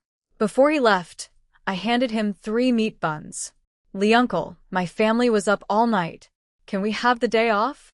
And please take these home for your kids. He swallowed hard, staring at the steaming buns. His family hadn't eaten meat in almost a year.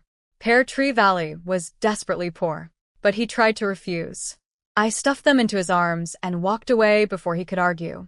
This girl just gives away good food like it's nothing, he muttered, but I could tell he was thrilled. He ran home and gave 2 buns to his granddaughters and 1 to his pregnant daughter-in-law. Eat up, he told the girls. Study hard, and someday you'll eat meat buns every day. His wife remarked that our household was all women and 1 little boy. Tough situation for the countryside. But the brigade leader shook his head. Don't underestimate those women. I have a feeling they're more capable than we think. I also casually mentioned I wanted to build a house and asked if he knew anything about picking good land. I'd heard he understood a bit about feng shui. His eyes lit up. Picking land? Easy. Leave it to me. 3 meat buns, a future house site, and a grateful ally. Good deal. We all ate, locked the door from inside, and slept. Bullet curled up at the entrance on a cushion, grumbling. Farmer, babysitter, and now security guard. What's next? I scratched his head. When I wake up, we're planting cotton in the space. Winter's coming and I need to make padded clothes for 5 people. Meanwhile, Rupiang was chewing her corn bun bitterly, jealous of our meat buns. Her father scolded her for wanting to skip work like us. Don't compare yourself to lazy people. When winter comes and they have no grain, they'll starve. You want to starve too? Li Xia piled on, telling Rupiang to work harder, while excusing her son Rudong from labor because his hands are meant for studying, not rough work. The blatant favoritism stung Rupiang deeply. But Rupiang consoled herself. That Jiang family is all women. They'll run out of buns soon enough. Come winter, they won't get much grain. Just wait. I slept like a rock. At some point I heard a deep rumble. Maybe thunder. Rain was falling outside. This was the first real rest I'd gotten since arriving in this world. No scheming, no fighting, no long train rides. Just sleep. When I woke up near noon, everyone was still out cold. I slipped into the spirit space to check on things and start planting. But the moment I entered, my jaw dropped. Brother, I thought you were sleeping. You've been up this whole time. Bullet hadn't slept at all. He'd dug hundreds of perfectly spaced little holes for planting cotton. Every one the same size, same depth, same distance apart. The dog had serious perfectionist tendencies. He tossed me a tool. You think I want you all freezing to death this winter? We worked together for hours until every cotton seed was planted. I was drenched in sweat. I wanted to soak in the spring, but worried my family might wake up and find me missing. I just drank some spirit water, filled up a canteen, grabbed a few boxes of braised pork, and flashed out of the space with Bullet. The meat buns, braised pork, beef, meatballs, and bones all needed to be eaten soon. My family knew I'd bought them at the state restaurant, and there were no refrigerators in this era. If the food lasted too long without going bad, how would I explain it? While everyone was still groggy from sleep, I pulled everything out at once and loaded up the cabinet. When they fully woke and saw it, their eyes went huge. Ruochu, tell me the truth. Did you rob the state restaurant? Nana asked. Xiaowei stared, swallowing hard. I went overboard buying, I admitted. I was so focused on stocking up that I forgot about storage. Any ideas before it all goes bad? Nana's eyes lit up. Chop all the meat fine, add lots of salt, and make meat paste. It'll keep for a year without spoiling. My sister nearly jumped. Does that mean we'd have meat every day? Even back in the city, daily meat wasn't guaranteed. Mom took charge of the project. Meat paste with rice, noodles, steamed buns, porridge. It went with everything. And I still had half a wild boar in the spirit space. I'd tell the family I hunted it in the mountains, though I could never mention it to outsiders. In this era, wild game had to be turned in to the government. As the sun went down, villagers returned from the fields. Some were already gossiping about us. Professor Chiao didn't show up for work again? Is she really fainting or just dodging labor? Don't call her professor. Who knows what she did to get sent here? Her daughters and grandson got sent down too. Must be serious. Let's keep our distance. Don't want to get dragged down with them. Rupiang overheard and jumped right in, eager to make friends by trashing us. I traveled here with that family. They're weak, lazy, and greedy. Let's make sure nobody gets paired with them for work. They'll drag everyone down. Have you noticed they don't have any men? Someone added. That little kid barely counts. If she has a sister-in-law, where's the brother? Dead? And the father? Meanwhile, hundreds of miles away at the military base, My brother Jiang Dawei was eating dinner in the mess hall when he sneezed violently, spraying rice and vegetables all over his friend Fu Yan's face. "You're disgusting. Take some medicine," Fu Yan said, wiping cabbage off his cheek. "Must be my family thinking about me." My brother laughed. That's when Kong Sisi appeared. She'd come to the mess hall, and she sat down right next to my brother with a strange smile. "Captain Jiang, enjoying your meal?" My brother looked at her blankly. "Who are you?" "I know your sister, Jiang Ruochu. What do you want?" Then she delivered her poison, calm as anything. "Your whole family's been sent to the countryside. Your father abandoned everyone and disappeared. Your mother is dead. Your wife has gone insane. Your son is missing. As for your sister, who knows if she's even still alive?" My brother's chopsticks clattered to the table. "When did this happen? How do you know?" Fu Yan's face went pale. "About 4 days ago," Sisi said smugly. "Don't ask how I know. I'm a military family member now. I wouldn't make something like this up." The air froze for a moment. Then my brother said, "Oh," picked up his chopsticks, wiped them off, and kept eating. Fu Yan stared at him, heart racing, unsure how to comfort his friend. How could Dawei keep eating after hearing that? Sisi was thrown off. "You're not even sad." My brother looked up with a cold smirk and called out across the room, "Guard, there's a crazy woman here. Drag her out." The guard rushed over and hauled Sisi toward the exit. She screamed and kicked. "Let go of me. Do you know who I am? I'm Lu Zekin's fiancé." "Do you know who Lu Zekin is?" Nobody cared. Back at the military base, Sisi got dragged out of the mess hall, screaming about being Lu Zekin's fiancé. Nobody was impressed. Zekin happened to walk by, looking stern, and told her to stop embarrassing herself. He had something to tell her. She lit up instantly. "Can we go get our marriage certificate now?" She shot a smug look back at my brother, convinced he'd eventually learn the truth and fall apart. But my brother was fine. His friend Fu Yan was panicking more than he was. "How can you keep eating? Your family's falling apart. We need to go to the commander, get help, do something." My brother smiled calmly. "Relax. Ruochu called me 3 days ago. She told me everything, that the family's been sent down, that Dad's gone, all of it. She also told me my son is safe." I heard Xiaowei's voice on the phone myself. She warned me to watch out for troublemakers and not to believe rumors from strangers. He'd already applied for family leave, nearly a month's worth that he'd saved up over several years of not going home. He planned to visit us at the countryside settlement soon and help however he could. As for our father, my brother despised him. They'd never gotten along, always fighting. And the fact that Dad disappeared right before the family got sent down? My brother took that as proof he was a coward who abandoned his responsibilities. He wanted nothing to do with him. That evening, I cooked potato stew with pork ribs. Everyone else was hoarding their government-issued potatoes, but I figured fresh food tastes better than sprouted potatoes months from now. Eat early, enjoy early. Mom got the fire going and scrubbed the pot. Xiaowei fed the firewood. My sister, Nana, and I peeled potatoes and chopped ribs. The whole family working together. Bullet finally got asleep, snoring so hard he blew snot bubbles. Mom laid flour rolls on top of the stew to steam, a one-pot meal. When we lifted the lid, those rolls had soaked up all the meaty broth. Incredible. "I finally get to taste Mom's cooking again," I said. The original Ruochu's memories told me our mother was an amazing cook. Even with limited ingredients, she could make anything delicious. The aroma drifted across the entire compound. People returning from work could smell it from far away. Rupiang peered over jealously. "They skip work for a whole day, and they're eating meat?" "Mom, let's cook our meat too."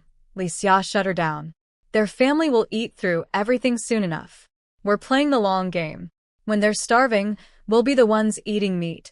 She'd already hung their meat up to dry with salt, making preserved meat that would last longer. Smart, actually. But Rupiang was miserable. She'd worked all day in the fields, came home exhausted, and still had to cook while her father and brother lay in bed resting. Meanwhile, our house was full of laughter. I was tearing through pork and flour rolls, praising Mom's cooking. My sister said something pointed. Dad was so picky about food that Mom had to keep inventing new dishes just to please him. That's how she got so good. That confirmed something for me. Our parents were like those couples who bicker constantly, but are deeply devoted underneath. There was no way Dad truly abandoned us. Nana tried to lighten the mood when she saw Mom's face fall. Don't be sad, Mom. We'll find you a nice old man here in Pear Tree Valley. Two-legged toads are everywhere. What was so important that Dad couldn't even tell his own family before disappearing? Then little Xiaowei dropped a bomb. Grandma, I saw Grandpa meeting secretly with another woman. I saw it myself. Let's forget about him and find you a new grandpa. Nana nudged him. Xiaowei, don't say things like that. My chopsticks froze in midair. Wait, could it be true? Had my father really run off with another woman? And then reported his own family? Caused his wife and children to be collectively sent to the countryside? That would be beyond cruel. That would be monstrous. But something still didn't add up. I needed to find out more. Nobody asked me, Xiaowei said innocently, gnawing on his flour roll. He'd seen Grandpa arguing loudly with some woman who demanded to be brought home with him. He just never thought to mention it before. Mom rapped the table. Enough. Eat. Don't mention that old fool. He left, so what? We carry on. Nana, if you find a good old man, your mother-in-law gets first pick. I loved Mom's personality. No moping, no hand-wringing. She could pick things up and put them down. A woman like that deserved happiness. Nana grinned cheekily. Mom, what about my dad? He's been single since my mother passed away years ago. Eat your food, you brat. Tomorrow we're making up for today's lost work. We can't give people any more reasons to laugh at us. She was right. A whole yard full of people was waiting for this all-female household to fail. Meanwhile, at the military base, though I only learned this later, the Liu family was imploding. Zekin had called everyone together, his face dark as storm clouds. Cece assumed he was still mad about her mess hall stunt and tried to smooth things over. Yu Xiaolan was pushing for grandchildren. Cece had even produced a new medical report claiming the infertility diagnosis had been a mix-up. Wrong patient, same name. Zekin was perfectly fine, she said. Convenient. Do you truly want to marry me? Zekin asked. Of course. I'm marrying you in this life and every life. He pulled out a marriage certificate. In this era, military marriages could be processed without both parties present once command approved. It was done. Cece wept with joy, clutching the certificate. She'd finally gotten what she wanted. Then Zekin said, Good. Now pack your things. Tomorrow the whole family goes to the countryside. The room went dead silent. What? Cece collapsed to the floor. Yu Xiaolan and the old man rushed in, horrified. They'd barely started enjoying the comfortable military family life. The political commissar received a report letter. Zekin said flatly. We're all being sent to Pear Tree Valley Brigade. I'll explain the details on the way. Pear Tree Valley. Cece's face went white. That was the same place that had haunted her entire previous life. The nightmare she'd schemed and manipulated and clawed her way through a second lifetime to avoid. And now she was going right back. She'd just gotten married. Just secured everything she wanted. And it was all crashing down in the same breath. That report letter? The one I'd had Bullet drop into a mailbox at the train station. Back at Pear Tree Valley, our first real workday began. The brigade leader assigned groups for the corn harvest. Wang Qingqing and Li Dagua, the two bullies who'd thrown rocks at our door, immediately refused to work with us. Ruping's family didn't want us either. Nobody did. Ruping smirked. She was sure we'd collapse without help. I looked at the brigade leader calmly. That's fine. We don't want to work with them either. We'll form our own group. The bullies were offended that we were the ones rejecting them, but Ruping held them back. Let them. They'll be begging within half a day. The brigade leader explained the task. Over 1,000 acres of corn split among 20 teams. Each team had 9 to 11 people and roughly 50 acres to harvest in 5 days. The team with the best quality work would earn extra grain and 5 pounds of pork as a bonus. I did the math. Other teams had 10 or more workers. We had, at best, 3.5 working adults. Mom was weak, my sister was recovering from months of abuse, Nana was exhausted, and Xiaowei was 5.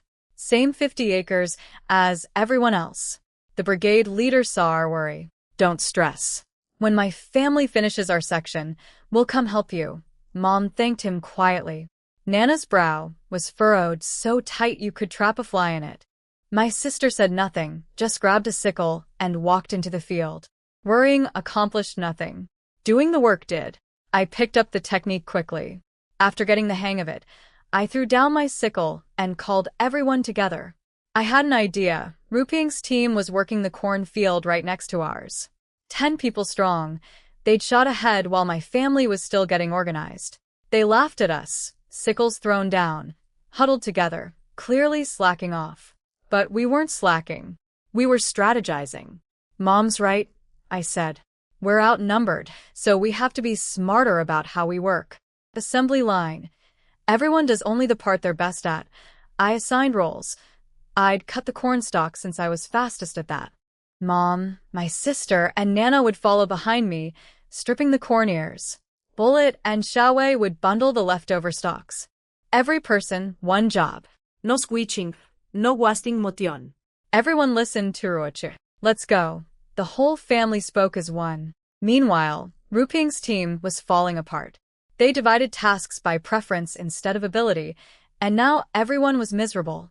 Wang Qingqing, why'd you take the easy job? My back is breaking over here. Let's switch. You picked first, Ruping. Now you're complaining. Then Qingqing started yelling at Li Dagua for being slower than Li Xia. Everyone thought everyone else was slacking. They kept stopping to argue. Total chaos. And we were catching up. I thanked Pass Me for buying all those gloves in the city. The brigade hadn't provided any, and corn leaves could slice your fingers open in seconds. I went in fully armored, long sleeves, long pants, hat, gloves, and just tore through row after row. Before long, I'd blown past Ruping's team entirely. Ruping jumped to her feet. Qingqing, move faster. She's ahead of us. Then you do it. Qingqing hurled her sickle to the ground. Even Ru Xianghua couldn't stay quiet. He'd grown up rural but hadn't done farm work in years. Stop embarrassing yourselves. You can't even outwork a bunch of women, he stared at me, bewildered. Is she a machine? Doesn't she get tired? Our family was a well-oiled unit. Each step flowed into the next. I cut, they stripped, Bullet and Xiaowei bundled and stacked. The spirit spring water kept our energy up, and we'd eaten a hearty breakfast of meat and buns while everyone else had run on watery porridge. Full stomachs meant real stamina. Bullet trotted over with the water canteen in his mouth. Drink before you drop dead. You work like you've got no self-preservation instinct. I wiped the sweat streaming down my face. My whole body was drenched like I'd taken a bath. Hey, you've stopped complaining about farm work. Bullet puffed out his chest. Labor is glorious. Who's complaining? Not me. I laughed. Stubborn as always. Next year, I'm taking you to police academy with me. We'll be partners again. He bared his teeth in a grin and ran back to work, muttering, she's just manipulating me into doing more labor. But I could tell he was happy. Mom, my sister, and Nana kept pace with me beautifully, only 5 or 6 meters behind at any point. Xiaowei was bent over bundling stalks with his little backside in the air, yelling for Bullet to come help. Bullet grumbled about where all that kid's breakfast meat had gone if he still had no strength. My sister watched Bullet sprint past, carrying water to me. You know, that dog really cares about people. No wonder Ruochu insisted on bringing him. Nana snorted. That dog's more useful than most men. Your brother's sitting pretty at the army base while we're out here dying. She caught herself and glanced at Mom awkwardly. I didn't mean. Mom didn't miss a beat. No, you're right. Your husband is less useful than this dog. Somewhere on a train heading toward us, my brother was sneezing uncontrollably. Ruping's team watched us pull further and further ahead. They were spent, no energy left, morale in the gutter. She's insane. She's showing off. Compared to her, we look like a bunch of useless lumps, not lumps. We look like invalids. Right as those words left someone's mouth, something smacked Ruping square in the face. I was having a pretty good time slicing through corn stalks, despite the aching back. The wind carried Ruping's team's chatter to my ears. They were calling themselves invalids compared to us. That morning they'd been so cocky, expecting us to beg for help. Now they looked like plants after a frost. Then something hit Ruping in the face. She brushed it off, looked down, and saw a severed pinky finger sticking out of the dirt, fingernail and all. She screamed and flung her sickle, which landed blade first on Li Dagwa's foot. Blood everywhere. He reflexively kicked it away, and it flew into Ru Xiangwa's backside. Li Xia rushed over to find her son Rudong, completely zoned out as usual, had accidentally cut off his own little finger. He was white as a sheet, drenched in cold sweat. 3 male workers on one team, all injured at once. Their already slow pace ground to a near halt. Li Dagwa wailed, "My 5 pounds of pork." At noon, every other team ate in the field, cold corn buns and pickled vegetables, and kept working. Not us. I shouldered my sickle and announced lunchtime. "Mom, it's 12 o'clock. Let's go home, eat properly, and rest." We walked back to the village in front of everyone, steps still light and quick. Eating well and resting properly meant higher efficiency. Grinding yourself into the ground for 5 hours on an empty stomach to finish a 2-hour task made no sense. The moment we left, Ruping made her move. "Mom, let's steal a couple of their corn bags. They're gone, they'll never prove it was us," Li Xia agreed. With 3 injured men, their team was falling behind badly. They stole 2 of our bags and dumped some of their own unstripped stocks onto our section, making it look like we had more unfinished work. Rudong was the only one who objected. "Mom, we can't steal. If we're slow, but not this." "Hush. Go rest. Let me handle it." From a distance, villagers saw the Ru family still working through lunch and praised their dedication. They clucked their tongues at us, lazy, Jiang women who stopped at noon sharp. We went home and ate Mom's flour dumpling soup made with spirit spring water, topped with her incredible meat paste. Quick, delicious, satisfying. Then we all took a proper nap on our soft quilts. "Those Jiang women are the laziest people I've ever seen," some villagers gossiped. Others disagreed. "They're fast though, not slower than anyone else." They even placed bets, 5 eggs, on whether our family or the Ru family would finish first. We woke at 1, washed up, and headed back to the field. The second I got there, I spotted the problem. 2 bags missing, extra unstripped stocks dumped on our side. The Ru family tried to act casual, but I could see them sweating. I'd expected this. Before we started, I told everyone to mark the bottom of each bag with an X. And what the Ru family didn't know was that every bag the brigade issued had a hidden code number, part of the commune's anti-cheating system for the harvest competition. My sister fumed. "It's obviously them." "Patience," I said. "I already told the brigade leader. I'm betting they'll do it again tonight." "You think so?" I just smiled. Then I called out loudly toward Mom. "Mom, my silver bracelet is missing. Do you think it fell into one of the corn bags?" "Roachu, how careless. Why would you wear a bracelet to the field? You should have left it at home." I saw Ruping's ears perk up. "Silver bracelet? In those stolen bags?" I could practically see the greed flickering behind her eyes. As darkness fell and work ended, my family made a show of leaving early. But we doubled back and hid nearby with the brigade leader, watching and waiting. Right on cue, Ruping and her mother started creeping through the field with shifty eyes. The brigade leader shook his head in disbelief. "I've been running this brigade for years and never seen anyone stupid enough to steal grain. It belongs to the state, not any individual. What's the point?" We hid and waited. Sure enough, as darkness fell, Ruping and Li Xia crept back to the field and started hauling our corn bags. The brigade leader led us out of hiding. "Stop. "What do you think you're doing?" Li Xia froze. Ruping tried to bluff. "Working, obviously. Shouldn't you be praising us for being the last ones still out here? Is that corn yours?" "Isn't it?" My sister's eyes blazed. "It's OURS. I put on my most pitiful face. Li uncle, my silver bracelet was stolen too. I bet they took it. They're repeat offenders. They're jealous of our family." Ruping exploded. "That's slander. You said yourself you lost that bracelet. When did we ever touch it?" I kept playing sad and helpless. "Li uncle, they probably hid it in the corn bags." Li Xia wrung her hands. "We didn't take any bracelet. We're innocent." Ruping's face turned scarlet. She pointed at me and shouted, "You're lying." I only took 2 bags of your corn. I never touched your stupid bracelet. Where's your proof? She'd searched through the stolen bags earlier looking for it. Nothing. She was sure she was in the clear. The yard went quiet. Well, I said calmly, there's our proof. Lee uncle, you heard her.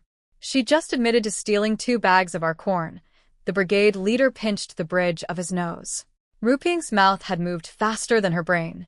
By the time she realized she'd been tricked, it was far too late. Lee uncle, doesn't the village have a rule? Steal 1, pay back 3, he nodded. The rule had existed for years but never been used, because nobody had ever been dumb enough to steal collective grain. All right, family, let's go. Load up. We marched over and hauled back 8 bags of corn. Our original 2 + 6 as penalty. Ruping and Li Xia watched with bloodshot eyes as their stockpile shrank. On my way out, I turned back and smiled. Oh, and thank you both for cutting all that extra corn and dumping it on our side. Very generous of you. Really boosted our harvest numbers. They'd thought dumping unfinished stocks on our plot would sabotage us. Instead, they'd done free labor for us. The corn they'd cut still counted as ours. Mom chuckled as we walked home. My youngest girl is getting sharper every day. You know, when you were born, I always said you were the clever one. I nearly lost you once when someone tried to swap you for another baby. That was a story I'd have to ask about later. Then Nana stopped dead in her tracks, staring straight ahead. Everyone froze, everyone except me. I followed their gaze and saw a tall man in a green military uniform. Daddy. Xiaowei launched himself into the man's arms. My brother. Jiang Dawei. 185 centimeters tall, straight-backed, handsome face. The original Ruochu had actually deleted his face from her memories. She'd been so angry at him for opposing her marriage to Lu Zekin that she'd blocked him out. That's why I hadn't recognized him. Nana ran over cursing. You jerk. Why didn't you warn us you were coming? Mom pretended to be annoyed. Perfect timing. You're cooking tonight. I'm officially off duty.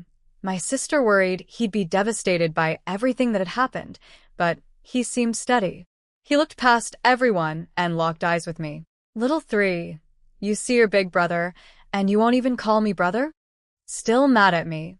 He'd been the only one who'd opposed my engagement to Lu Zekin. Absolutely refused to approve it.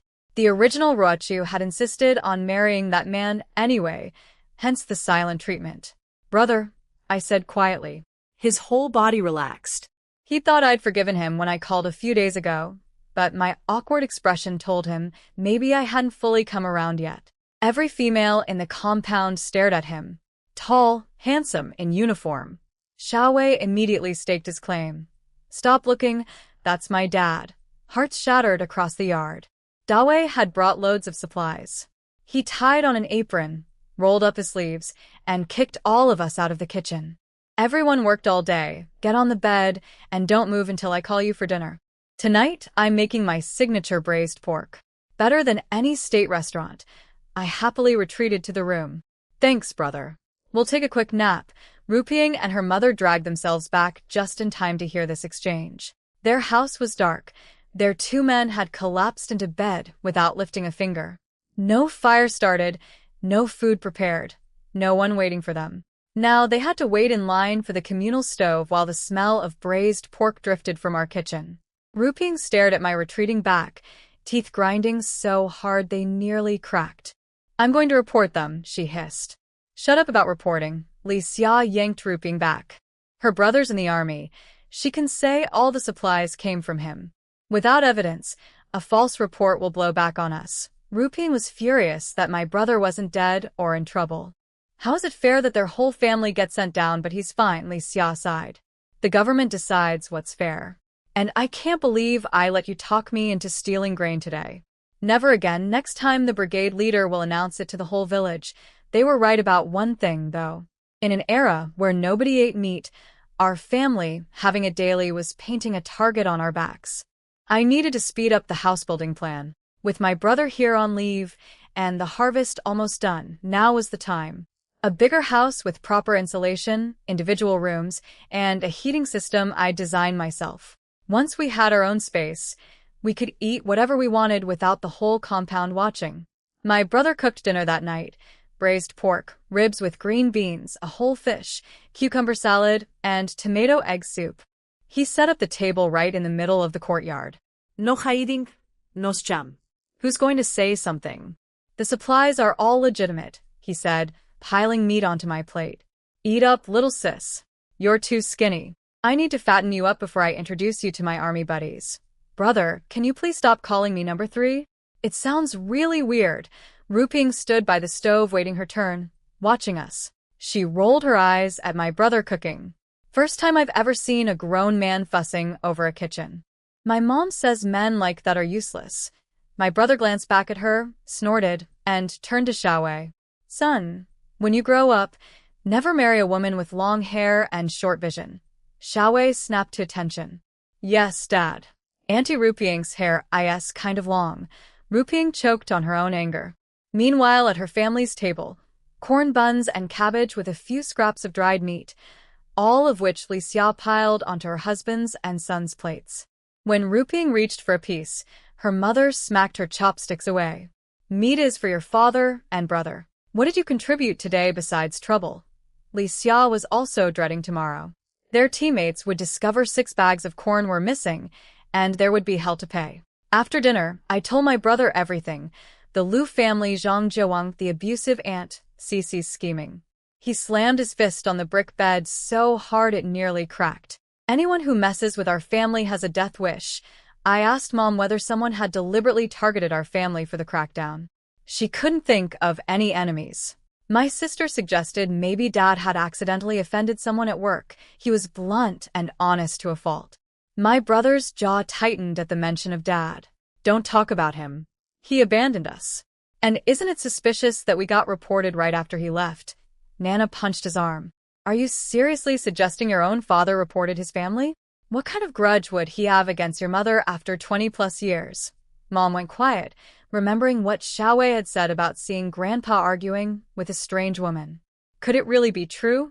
It can't be, she whispered. She'd slept beside that man for over 2 decades. She knew him better than anyone. Then I decided it was time. When I went back to the old house, I found a body buried in the backyard.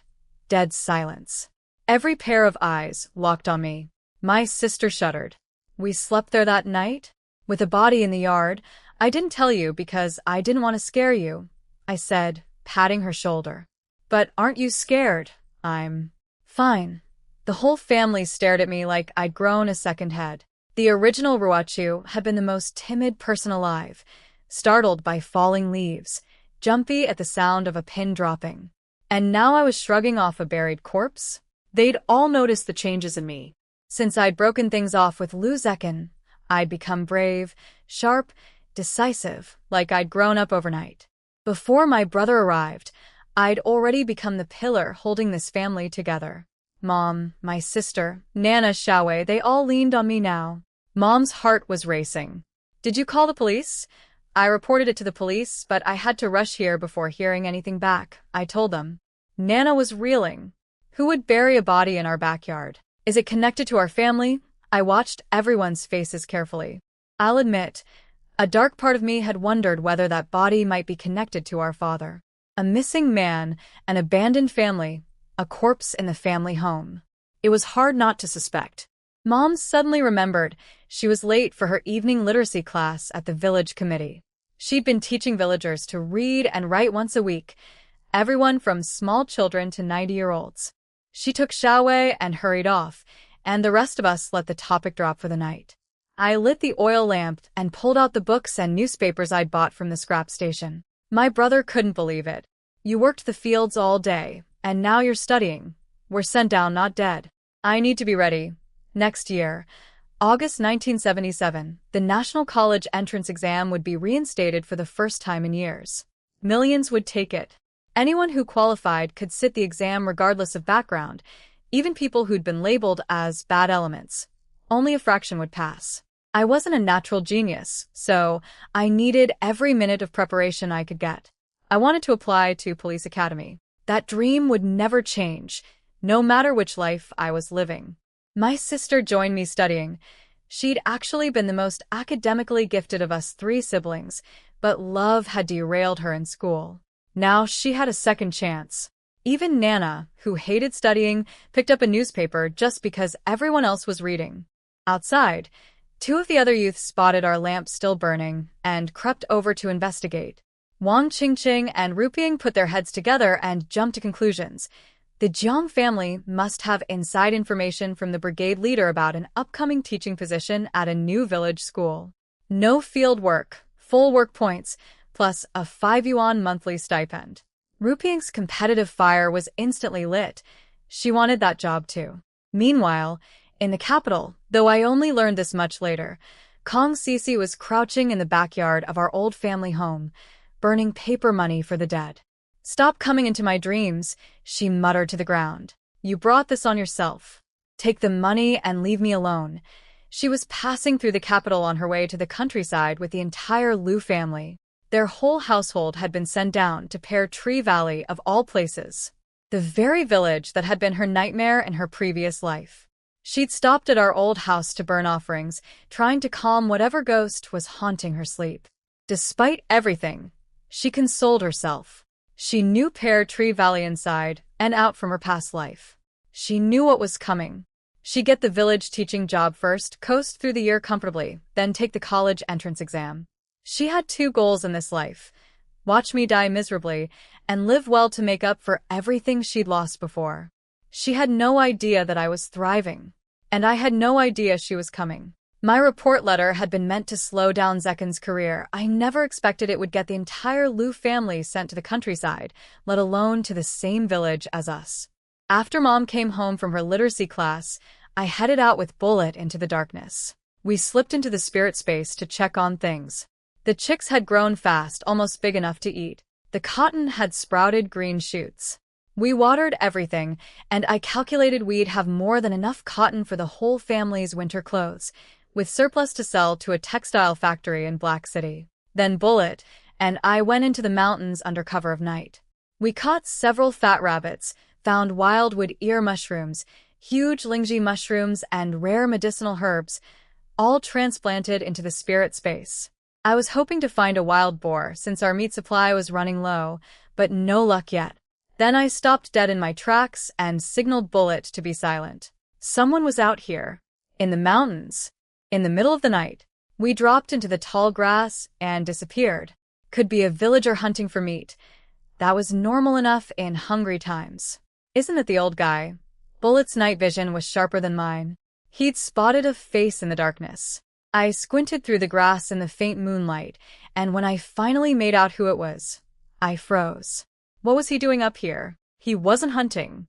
It looked like he was having a secret meeting with someone. We crept closer, trying to hear what was being said, and to see who he was talking to. Hiding in the grass, I could finally hear their conversation clearly. "The organization secretly arranged your family's reassignment here. Are you unhappy about it?" Ru Xiangwa paused.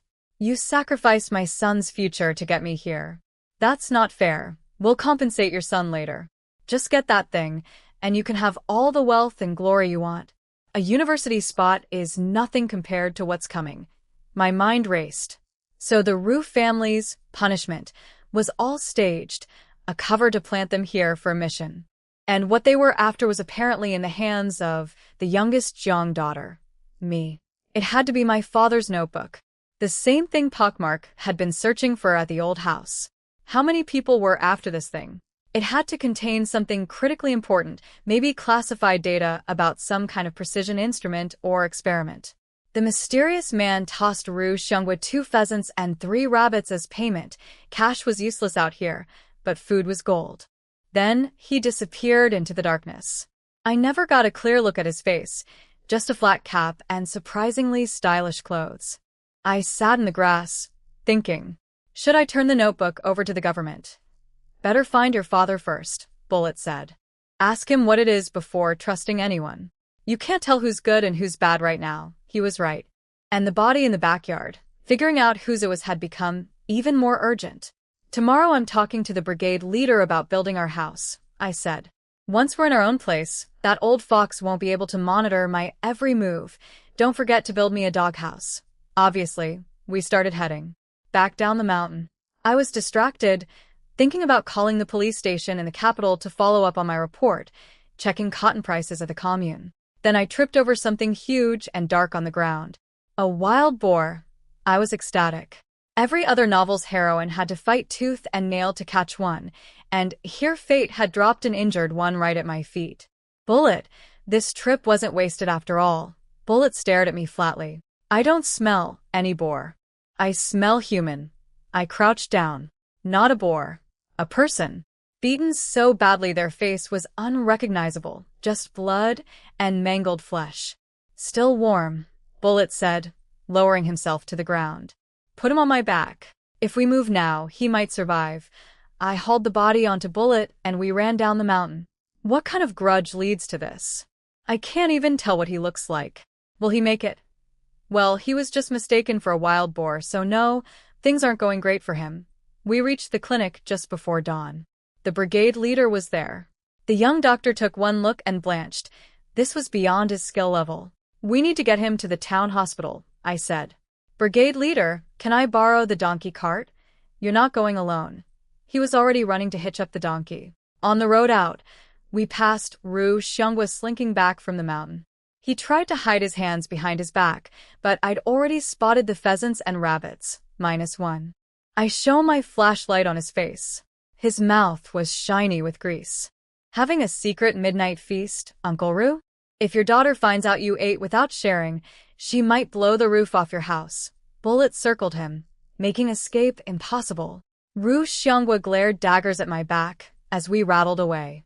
The brigade leader sighed heavily during the ride. I keep telling villagers not to go up the mountain at night. People risk their lives for wild boar meat. This man probably went after one too. He was indirectly warning me as well. A full-grown boar could kill 3 or 4 strong men at once. The donkey cart bounced mercilessly over the rough road. I kept checking whether my passenger was still breathing. Then, without warning, his hand shot out and clamped onto mine. His grip was iron. I couldn't pull free no matter how I tried.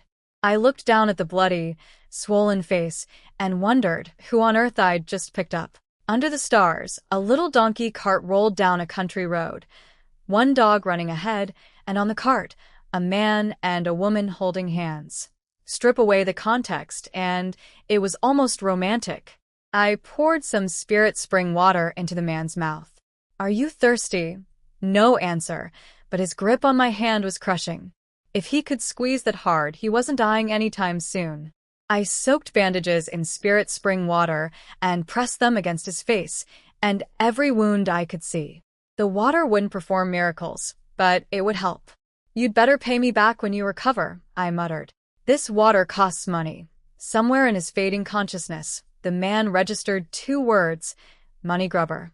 This was actually the 3rd time he'd heard my voice. First at Commander Wang's house when he hid in the study, then on the train a car away, and now here. He'd never once seen my face. After a grueling ride, we reached the town hospital. Bullet ran to the cart, ready to carry the man inside, and saw my hand still trapped in his grip. Bullet chomped at the man's fingers. Let go, you pervert. Release her. It didn't work. Medical staff arrived with a stretcher, and I had no choice but to follow along, hand still locked in his. The doctor examined him and ordered immediate emergency surgery. You're his wife, right? Go pay the fee, 1st floor. Turn right. He needs surgery now or he's dead. The brigade leader frantically searched his pockets and produced 50 cents, his entire secret stash. What are you standing there for? Move, or you'll be a widow, the nurse shouted. I snapped back to reality. I had money, sure. But spending it on a complete stranger I'd mistaken for a wild boar? My inner miser was screaming. I'd been hoping to sell a boar at the black market for 100 yuan, and instead I'd picked up a man who was going to cost me money. I reluctantly fished out 70 or 80 yuan from my inner pocket, fumbling with one hand. Before I could change my mind, Bullet snatched the bills from my hand and sprinted to the payment window. The brigade leader gathered the coins that scattered on the floor and chased after him. I followed the gurney into surgery, grumbling the whole way. When you wake up, you're writing me an IOU. This money didn't fall from the sky. Even unconscious, the man seemed to register the word IOU. Doctor, what's wrong with this man? He's completely unconscious. How is he still gripping me like this? We can't explain it either. He's definitely in a coma. The nurse smiled as she passed instruments. He just can't let go of you. Your love is really something. I gave up correcting anyone. I stood through the entire surgery, hand trapped, until right before the end when he finally released me. I rotated my stiff wrist and walked out. When they wheeled him back out, he was wrapped head to toe in white bandages. Only his nose and mouth visible. He looked like a mummy. I'd just taken a sip of spring water and spit it across the room. He can still work after this, right? He owes me money. The nurse shot me a look. A minute ago it was true love. Now you just care if he can earn. I sent the brigade leader home on the donkey cart to check if anyone in the village was missing a person and to tell my family not to worry. And remind his family to bring money. I called after him. I'm still out the surgery fees. Liuncle shook his head in admiration as he left. In an era where 10 yuan was hard to spare, I dropped almost 80 on a stranger without blinking. He thought I was generous. Really, I just couldn't let someone die on my watch. On the road back, the brigade leader ran into a commune messenger racing toward our village on a bicycle. Urgent news. My brother Jiang Daowei needed to return to his military base immediately. And at the military hospital, far away, something terrible was unfolding. Ching Che, Qin Zhao's partner from the secret mission, lay in a hospital bed surrounded by over a dozen high-ranking officers. They were firing questions the moment his eyes opened. Where was Qin Zhao? Were the enemies eliminated? Was the intelligence destroyed? Why had he come back alone? A nurse pressed water to his cracked lips. He gripped the cup so hard it nearly shattered. Through clenched teeth, he forced out 5 words. Qin Zhao has been killed. The man lying bandaged in that small-town hospital, the one whose surgery I'd just paid for, whose hand had held mine through the night, was the army's top soldier, Commander Wang's prize student, the man my brother had tried to set up with me. And everyone thought he was dead. Far away at the military base, the news hit like a bomb. Commander Wang nearly collapsed when Cheng Che said Qin Zhao was dead. A room full of officers caught him before he hit the floor. They started pointing fingers. He was too arrogant. Who let him take only 1 soldier on such a dangerous mission? 2 men against 100? Whose idea was this? All eyes turned to Commander Wang. He'd approved it. When I gave the order, none of you objected. He shot back, clutching his chest, drenched in sweat. Thank God I'd told him to get his heart checked. His wife had dragged him to the hospital, and the treatment he'd received had probably saved his life already. Without it, Lu Zekin's earlier blunder would have killed him. Now this second shock was pressing down on his heart like death itself. Then Cheng Che finished a sentence. Qin Zhao took them all with him. He and the entire enemy force, all destroyed together. The room went silent as a tomb. The mission had been to intercept an illegal shipment smuggled across the border through mountain paths.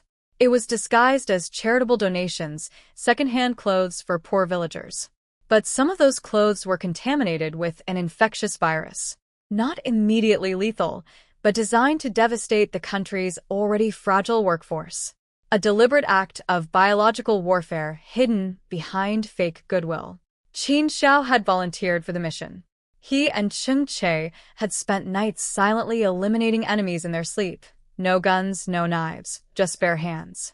2 against 100, picking them off like ghosts. The enemy grew terrified and abandoned their heavy weapons just to move faster. Qin Zhao buried those guns and sent Cheng Che back with intelligence. He'd planned everything. He'd known the enemy's leader was the same man who had killed his father, Qin Baogua, years ago, a soldier who died serving his country. Qin Zhao had spent his entire life training for this moment of revenge. And he'd succeeded. He'd taken them all out. Every last one. That thundering boom I'd heard during my nap. It wasn't thunder. It was the explosion. Commander Wang pounded his fist into the hospital bed, devastated with regret. If I'd sent more people, Cheng Che shook his head. More people would have meant more deaths. Their weapons were too advanced. Qin Zhao knew that. That's why he chose to go with just me. Meanwhile, I was slumped in a chair beside the mummy man's hospital bed, my head bobbing like a chicken pecking grain. The doctors said they'd done everything they could. Whether he lived was up to fate now. My brother had rushed back to base overnight on urgent orders. The next morning, the brigade leader returned, without any family members coming to claim my patient. Nobody in the village was missing anyone. My heart sank. Great. He stuck with me now. I seriously considered running. Would the hospital really throw an unconscious man out on the street? Bullet suggested we just bring him back to the village. Feed him medicine, change his bandages, and whether he lives or dies is his own business. That actually wasn't a bad plan. We'd already saved his life. Without us, he'd have died on that mountain. But hospital bills were bleeding me dry. Then the brigade leader pulled out 2 aluminum lunch boxes. Your mother packed breakfast for you and the dog. She made me promise to watch you both eat every bite. I was so hungry, I nearly fainted. Inside, white rice with Mom's homemade meat paste, blanched greens, and a perfectly peeled boiled egg. Bullet's box was identical. He stared at it in disbelief. This one's Mina, inådigt, trotthört. This family loved Bullet the same way I did. They respected what he meant to me. That warmth, I'd never had anything like it in my original life. The brigade leader poured us water. Your mother also said, whatever trouble you're facing, the family faces it together. They're waiting for you at home. My mouth was stuffed full, but I had to stop chewing for a second. I wanted to cry. They knew I'd picked up a stranger and spent a fortune on his surgery. Instead of scolding me, they said they'd stand with me. Brigade leader, let's finish eating and go home. I'll bring him back and take care of him myself. I can't just abandon him. Liuncle looked at the bandaged figure and sighed. You're a good kid, Ruochu. He's not from our village, but if you need anything, just ask. I'll even talk to the commune about getting you a commendation, maybe an award certificate. For a family in your situation, that kind of recognition could really help. An award certificate? For a sent-down family, official recognition of good character could make a real difference. I hadn't thought of that. Maybe picking up this wild boar wasn't such a bad investment after all. While the brigade leader handled the discharge paperwork at the hospital, I had errands to run in town. First stop, the Red Flag Commune office, where I borrowed a phone and called the neighborhood committee back in the capital. Sister Huier's father answered. I recognized his voice immediately. I asked him to check with the police about my 2 reports. Half an hour later, he called back. The body in our backyard had been identified as female, a woman around 50 years old, dead roughly 2 months. No identity yet. And my father's missing persons case? No leads at all. A woman in her 50s. My mind circled back to what Xiaowei had said. He'd seen a woman arguing with Grandpa, demanding to be brought home. Was there a connection? I couldn't piece it together yet, but one thing was certain. I had to protect my father's notebook at all costs. Next stop, the textile factory in town. I sweet-talked the gate guard with 3 premium cigarettes and got waved inside. Bullet gave the old man an offended look and parked himself outside, grumbling about not wanting to go in anyway. I found Li Wenxiu, brigade leader Li's daughter, working in the 2nd production workshop. She was a temporary worker here, gotten in through connections, with little hope of ever becoming permanent staff. She was pretty, big eyes, braids, delicate skin. Her father clearly wasn't the type to treat daughters as lesser. She'd been raised with care. She didn't know me, but when I mentioned my mother's name, Professor Chiao, her face brightened. She taught me to read. I got straight to business. Do you want to become a permanent worker here? Her eyes nearly popped. More than anything, I heard your factory can't find cotton suppliers. Prices are sky high, and the competing factory across town is pulling ahead because they found a source. If your factory doesn't get cotton soon, temporary workers like you will be let go. She nodded frantically. All of this was true. The factory director was losing sleep over it. I have a cotton supply, I said. Take me to your factory director. I'll negotiate a deal, and in exchange, I'll get him to give you a permanent position. She looked confused. Why would I give away such a valuable opportunity instead of taking the job myself? I'm not doing charity, I explained. I'll make money as the middleman, more than a factory salary. She was nervous. She was the type who got tongue-tied around authority figures, blushing and stammering. But I grabbed her hand and marched straight to the director's office. I knocked, heard, come in, and walked in like I owned the place. I introduced myself, calm and confident. Lee Wenxiu stared at me like I was some kind of idol. She couldn't understand how I wasn't scared at all. The factory director sat behind his desk, stern-faced, clearly annoyed by the interruption from two nobody girls. Then I told him I had a cotton supply. He nearly fell out of his chair. The factory director looked me up and down. A girl barely 19 talking about cotton supplies? He didn't take me seriously for a second. If there's nothing else, leave. I have real work to do. He turned on Lee Wenxiu next. And you, don't bring random relatives into the factory again. You're a temp. Act like it.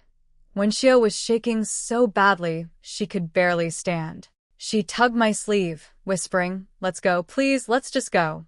I didn't move. Director, whether I'm telling the truth or lying, wouldn't you know the moment you see the cotton? What would I gain from making this up? That got him to pause. He was desperate. He couldn't find quality cotton anywhere at a reasonable price. His competitor, the third cotton mill, was buying anything they could get regardless of quality and ramping up production. His factory was falling behind. If he didn't find a source soon, temps like Wenxiu would be the first to go. Fine. Did you bring a sample? I unwrapped the small bundle I'd prepared. The cotton from my spirit space wasn't fully grown yet. Only the earliest plants had bloomed, but in 3 days, the entire crop would be ready. Spirit space plants grew far faster than normal. He pinched the cotton between his fingers. His eyes lit up instantly. The color, the fiber length, the purity, it was top-grade Xinjiang cotton seed, and nothing like anything grown locally. The quality is excellent. But the price? I can't afford anything too high. And how do I know the rest won't be garbage? Every batch will be equal to or better than what's in your hand. As for price, 9 cents per jean. He shot out of his chair. Regular cotton was already a yuan per jean. High-quality cotton like this should cost at least 1 yuan 10 cents. I was offering it for less than standard grade. 9 cents? Are you serious? I had 0 production costs. Every cent was pure profit. The only expense was Bullet's labor picking cotton in the spirit space. Somewhere outside the factory gate, Bullet was already sneezing uncontrollably. The director paced his office, cigarette burning down to his fingers without him noticing. This was too good to be true. Do you have 2,000 jean? I thought about the spirit space. In 3 days, everything would be ready. Yes, I'll send trucks right now. Not yet. 3 days from now, evening, at the Manhwa bridge outside town, he hesitated. Maybe this was a trick from his competitor. But he had no other options. He agreed. One more condition, I said. He rubbed his hands eagerly. Name it. Make Lee Wenxiu a permanent worker. He blinked. He'd expected me to ask for something for myself. If the cotton deal goes through, she gets the position. You have my word. We shook hands. I walked out with Wenxiu, who was still in a daze. Why are you doing this for me? She asked, eyes wide. You don't even know me. She was right that my initial plan was just to use her as an introduction to the director. But during our meeting, watching her shy, self-conscious manner, something clicked. In the novel, there was a character named Xin Xiao, a talented, educated youth at Pear Tree Valley. He had a great love, a girl named Lee Wenxiu. She was the brigade leader's daughter, but their families opposed the match. Li Guozheng feared that a city boy like Xin Xiao would use his daughter and abandon her when he eventually returned to the city, and that fear wasn't unfounded. It happened all the time with educated youth romances. The brigade leader had pulled strings to get Wenxiu a factory job in town specifically to separate them. In the original story, they never ended up together. Wenxiu drowned herself in a river from heartbreak. Xin Xiao went back to the city and never married, carrying his grief for life. And later, the important part, Kong Sisi somehow connected with the successful, wealthy Xin Xiao and used his resources to build her fortune. I was taking that connection for myself. Every ally Sisi would have gained, every resource she would have exploited. I was going to get there first. Before leaving the textile factory, Wenxiu asked me to deliver a sweater to Xin Xiao back at the village.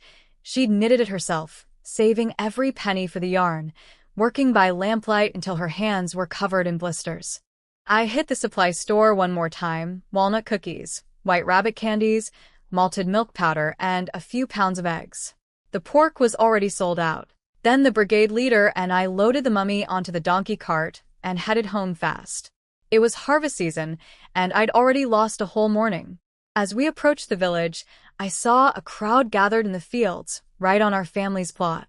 The brigade leader leaped off the cart and sprinted toward the commotion. Not again. I can't leave for 5 minutes. I tied the donkey to a tree, told Bullet to guard our patient, and ran after him. Wang Qingqing was going berserk, waving a sickle in the air, screaming at my family. "I'll hack you all to pieces. That corn was ours. You're sent down, people. You should know your place. How dare you steal from us?" Here's what had happened. Qingqing's team had finally noticed 6 bags of corn were missing from their stockpile, the penalty from Rupiang and Li Xiao's theft.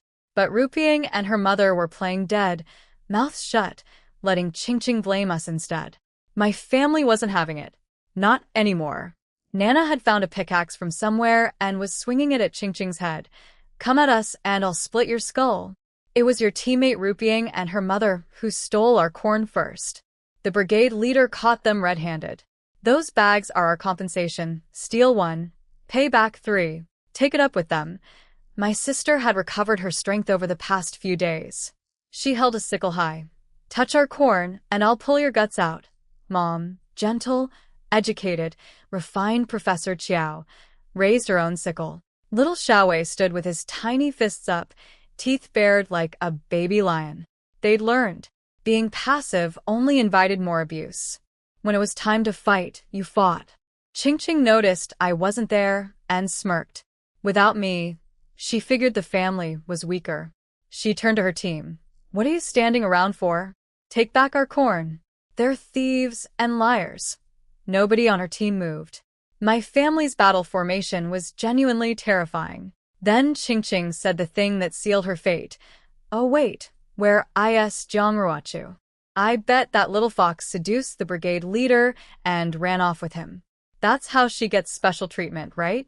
Selling her pretty face for favors. Rupiang smiled, savoring it. My family heard every word, and they lost it completely. They tackled Qingqing to the ground and rained punches down on her mouth. Only her mouth. Fist after fist, like a hailstorm. "You dare slander my sister? I'll knock every tooth out. Talk about my sister-in-law like that? I'll destroy your mouth. Nobody says one bad word about my youngest daughter. Bad woman. You're a bad woman." Xiaowei got his punches in too. It was brutal. Qingqing's face was a bloody mess, teeth scattered on the dirt.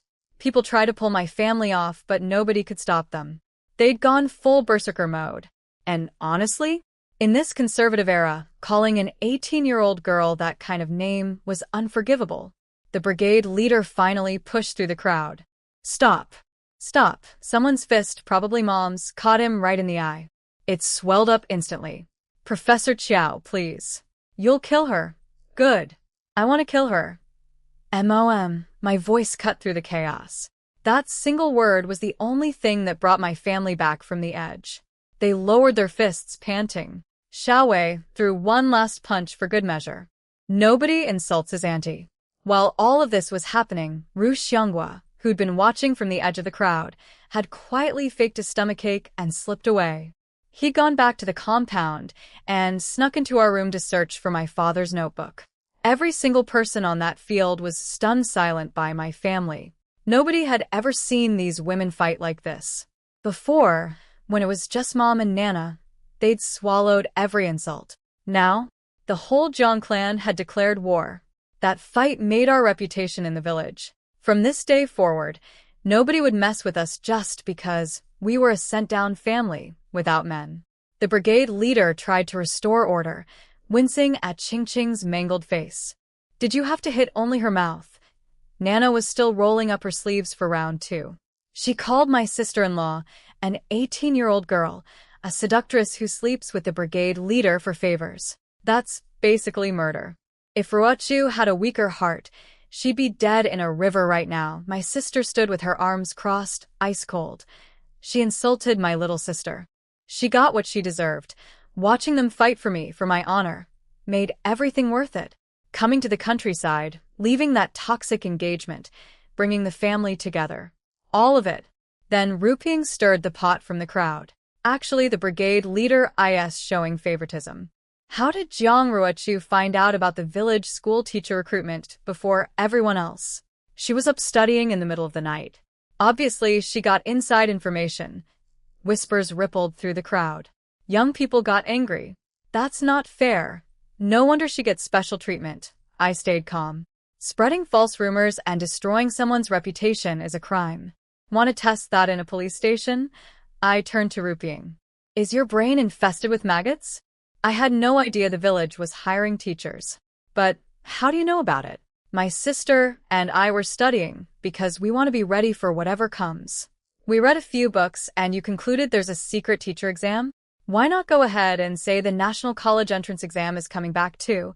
The moment I said college entrance exam, half the educated youth in the crowd dropped their heads. The exam had been suspended for nearly 10 years. Most had given up hope of ever going home, let alone attending university. Their eyes were empty. They'd settled for dreaming about small village jobs, scorekeeper, schoolteacher, and nothing more. The brigade leader was furious. You should all be ashamed. Ruping, Ching, how dare you say those things about a young girl? My own daughter is your age. Accusing me of some affair with Ruochu? Absolutely disgraceful. Everyone who spread rumors or backed them up today loses 3 days of work points and is disqualified from the harvest competition. Some protested. They'd only grumbled a little. You think that's harmless? He snapped. If something happened to Ruochu because of your words, every single one of you would share the blame. He confirmed that yes, the village school was expanding and would need teachers, but no exam date had been set. He hadn't told anyone anything in advance. Now get back to work. Rain's coming in a few days. If the corn gets wet, it'll mold, the commune won't accept it, and we'll all go hungry this winter. He walked over to Ching, who was still on the ground, face destroyed. You idiot. Those corn bags on the Jiang plot were penalty payments. Ruping's mother stole from them, got caught, and had to pay triple. You got played. I crouched beside Ching. Hey, aren't you going to say something? You've gone awfully quiet. Stand up and curse at us some more. She could barely speak through her ruined mouth. She stared past me, straight at Ruping and Li Xia, eyes burning with hatred. They'd watched her charge into battle over their crime, said nothing to stop her, and let her get beaten half to death. I hate you, she managed, blood dripping from her lips. My family swarmed me the moment the crowd dispersed. Are you okay? Let me look at you. You've gotten thinner overnight. Where's Bullet? I'm fine, I said. But I didn't sleep. And I sort of picked up a man. They all froze. I'll explain later, but right now, the donkey. I looked toward the cart and my stomach dropped. The donkey was panicking, thrashing against its rope. The man on the cart was being tossed around in his unconscious state. I sprintet over. My family followed. As I got closer, I saw someone hiding behind the tree where I'd tied the donkey. Someone who deliberately spooked the animal. Gang CC. Lu Zekin was standing there with bags and bundles, staring at me like a lovesick puppy as I ran toward the donkey cart. I'd changed, filled out a little, skin lighter, and apparently radiating some kind of untouchable beauty. Ruochu, our whole family's been sent down too, he said, eyes full of longing. Oh, cool. Congrats, I said without stopping. His parents nearly choked. Yu Xiaolan launched into her usual routine. Still no manners. Not even a greeting for your former in-laws? Let me reintroduce you. Kong Cici is now my daughter-in-law. She expected me to crumble. Cry. Beg. I smiled brightly. Congratulations. They say birds of a feather flock together. You all truly belong with each other. Please, stay locked together forever. Mom appeared, recognized the Lu family instantly, and fixed them with a look of pure hatred. She knew I must have suffered terribly to break off an engagement I'd once been so desperate to keep. Nana gave them a magnificent eye roll. I didn't waste another second on them. I untied the donkey and headed home. Cici watched my happy, united family walk away and couldn't process what she was seeing. Mom was alive, Nana wasn't insane, Xiaowei wasn't missing, and I was laughing genuinely freely. None of her plans had worked. She clenched her fists. How dare we all be fine? She glanced at the bandaged man on the donkey cart and felt a flicker of relief. At least in this life, that cripple wasn't her responsibility to care for. Back at the military base, Commander Wang refused to accept Qin Zhao's death. No body meant no confirmation. He ordered 3 secret search teams to comb every village within 100 miles of the blast site. Someone might have found him. Search quietly. Don't cause panic. Hope was thin. Cheng Che had practically dug up the entire blast zone and found nothing but unidentifiable remains, already being scattered by wild animals. As we approached the compound, something clicked. During that whole brawl in the field, I hadn't seen Ru Xianghua anywhere. He'd faked a stomachache and left early. Wait here, I told everyone and crept back to the compound alone. Our door lock had been jimmied open. Just as I'd suspected, he'd used the chaos as cover to sneak into our room and search for the notebook. He was still inside. I was sure of it. I needed to be smart. If I confronted him alone, he could overpower me, make up an excuse, or just deny everything. No witnesses meant no proof. But if he thought the brigade leader was with me, I walked toward the door, talking loudly to nobody. Brigade leader, thanks for helping me carry this heavy thing inside. Let me just put it in the room. Inside, Ru Xianghua panicked. He thought the brigade leader was right behind me. He couldn't be caught inside someone else's house. It was inexplicable. And he hadn't found the notebook yet. If he was exposed now, he'd never get another chance. He dove into the large wooden cabinet. I gave him a few extra seconds to settle in, then kicked the door open, lugging a huge stone. Phew, brigade leader, this thing weighs a ton. I spotted the cabinet's latch still swinging. I hurled the stone onto the top of the cabinet. Dust and wood chips rained down on whoever was inside. Then I grabbed the padlock and snapped it shut. Click. Who left this cabinet unlocked? Must have been my scatterbrained sister-in-law. Good thing I checked. We've got so much good food stored in here. I patted the dust off my hands and smiled sweetly at the locked cabinet. Then I strolled out. Back at the cart, I told everyone there might have been an intruder and that I'd locked both cabinets. I kept the keys. Nana took the blame cheerfully. Oops, I did grab a shirt from the cabinet this morning and forgot to lock it. Good thing you're so careful, little sis. Inside the dark cabinet, Ru Xianghua cleaned sawdust from his eyes and listened carefully. Silence. He congratulated himself on his quick thinking. Diving into the cabinet had been genius. Nobody had spotted him. Then he tried to push the cabinet door open. It wouldn't budge. Mom, there's no extra rooms in the compound, so this man will have to squeeze in with us. I'll build him a simple bed from wooden boards. I needed everyone's okay.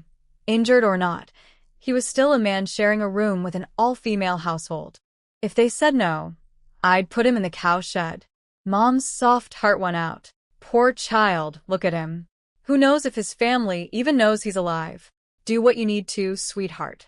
Nana went to find boards. My sister went hunting for flat stones to put underneath. The ground was damp and cold. Xiaowei stared at the mummy on the bed, fascinated. Annie, why does he only have a nose and mouth showing? Are you sure he's a person? I tied a little bow on top of his head bandages. Xiaowei kept poking it. I gently swatted his hand. Don't break him. We can't afford the replacement. I think he might be an alien.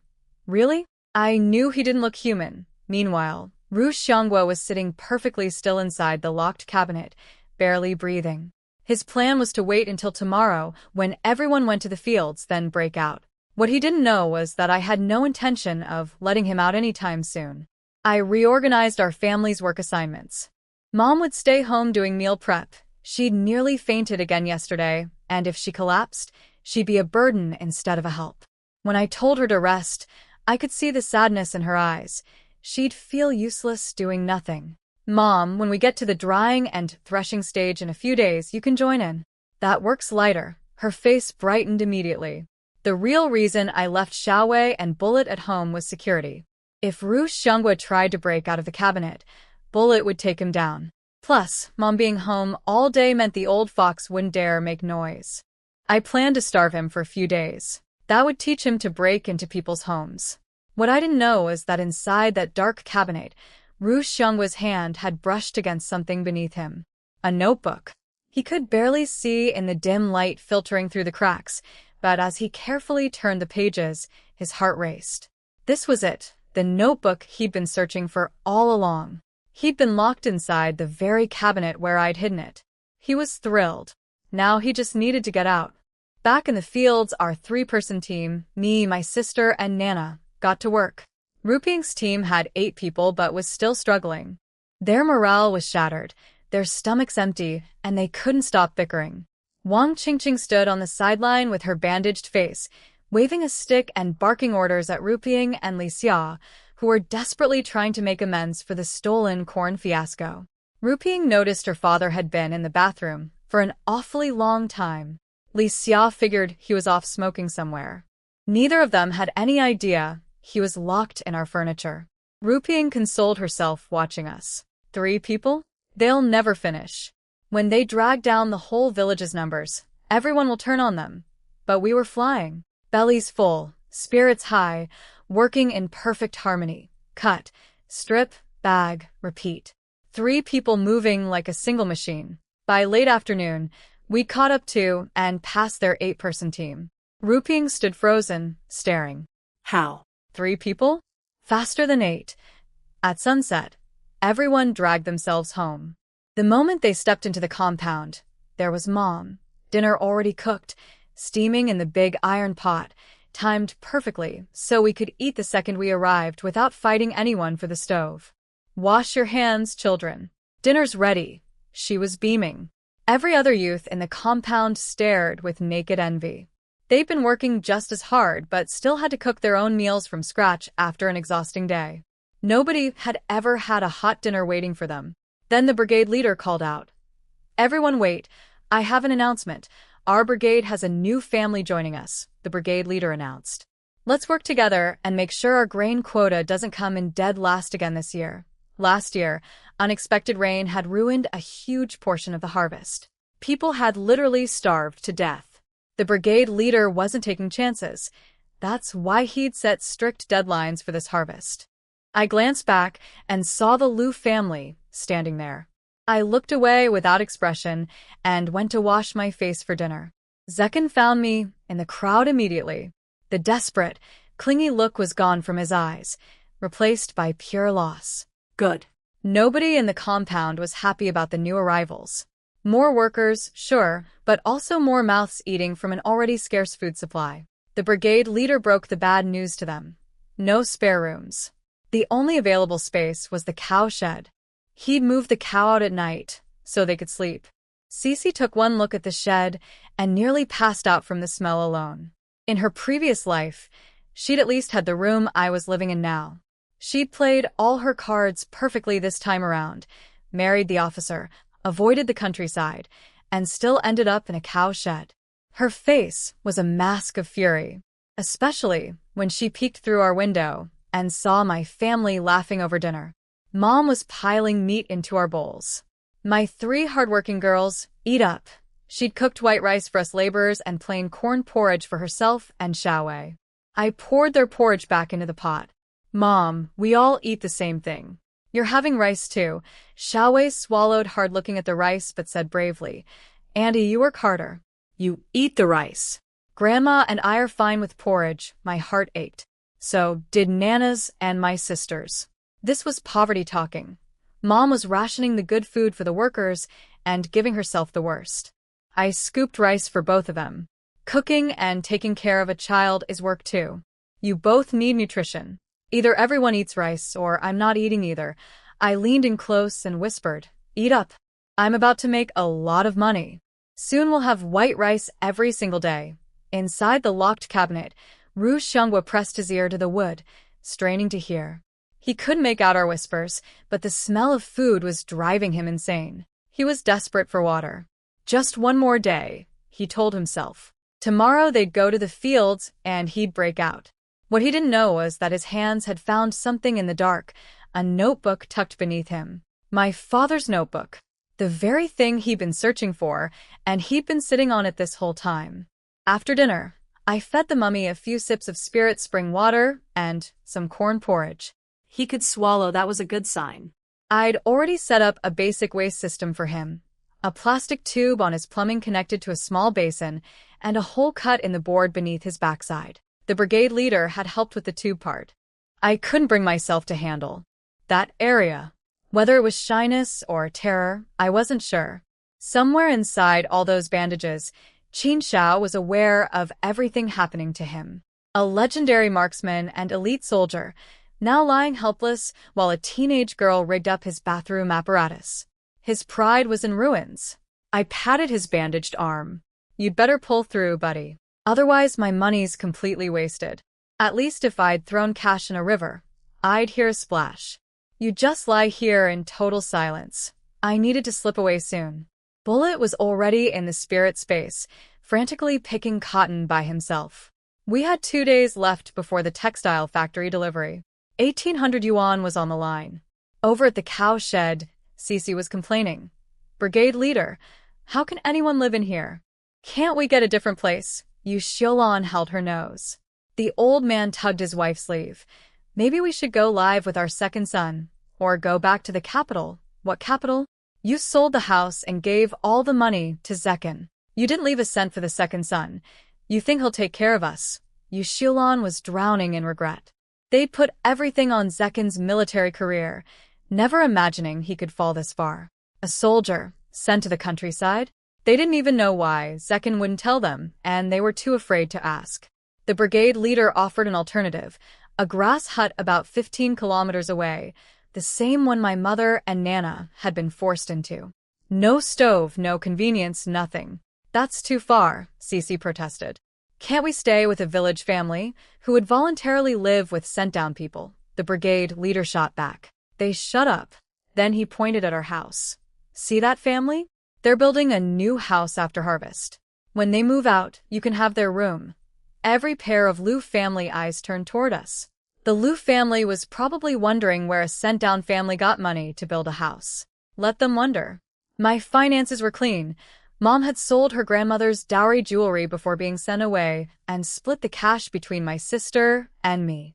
The original Ruachu blew hers on the Liu family, but I'd cleaned out their entire house before leaving, so that was recovered. My sister handed me her share the day we reunited. Add the 850 from selling my job, and I was already over 1,000 yuan. After the cotton deal, I'd have close to 3,000. More than enough to build whatever I wanted. That evening, I took Li Wenxiu's hand-knitted sweater to Xin Xiao. He was the quietest person in the compound, tall, pale, deep-set eyes, perpetually melancholy. I'd been here days and barely noticed him. Xin Xiao, I visited my Wenxiu sister in town. She asked me to give you this. She knitted it herself. She says autumn's coming and you shouldn't catch cold. The moment he touched that sweater, light returned to his eyes. His fingers gripped the wool, and his eyes went red.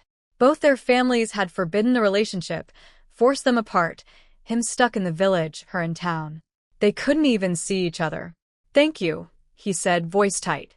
If you see her again, tell her I think about her constantly. Tell her to work hard and not do anything foolish. He knew she'd thought about ending her life before.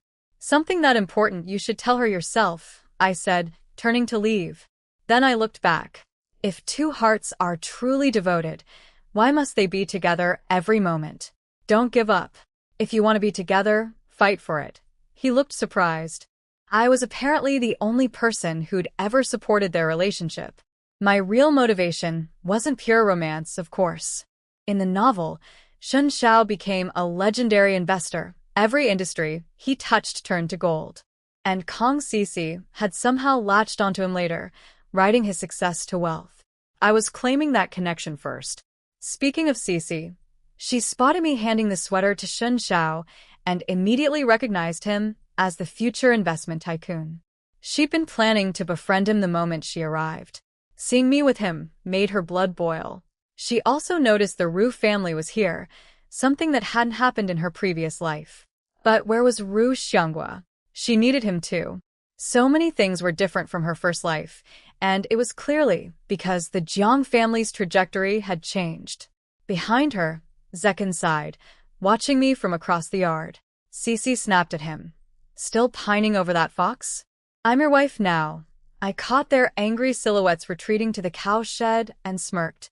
In the original story, Cece had become Zekin's white moonlight, the unattainable ideal, because the original Ruachu was always there, clingy and pathetic, making Cece look perfect by comparison. Now that I'd walked away completely, I'd accidentally become the one he couldn't have. Ironic. I hummed a little tune and slipped into the spirit space. The cotton was almost ready, but harvesting it was brutal work. The space was semi-automated. For every pound you picked by hand, 10 or 20 more would auto-collect. But you still had to put in the manual effort. 2,000 pounds of cotton in 3 days. Bullet had been picking alone for hours and was absolutely furious. You just casually promised 2,000 pounds like it was nothing. Get in here and work. And give me a coin. I need to soak in the hot spring before I collapse. I got to it, bent over, hands flying, picking cotton until nearly midnight. The spirit spring only accepted coins, not paper bills. I'd learned that the hard way when it spat my cash back out. I'd need to find somewhere to get change tomorrow. After washing up in the spring water, I noticed my body was really transforming. The spots on my face were fading, I'd gained 5 pounds of healthy weight, and my figure was actually developing curves. The combination of good food, spirit water, and sun protection was working. I snuck back to the compound past midnight. From the cow shed, I could hear the Liu family tossing and turning on their straw mats, unable to sleep. I crawled into my soft cotton quilt and smiled. Freshly picked cotton really was comfortable. Over at the Ru family's room, Li Xia sat up in the dark, worried. Ru Xianghua hadn't come home all day. Ruping told her not to worry. He'd probably snuck off to eat wild game alone on the mountain again. They had no idea he was locked in our cabinet. So thirsty, he was considering drinking his own urine. And Cece? She'd crawled out of the cow shed into the night, heading somewhere with purpose.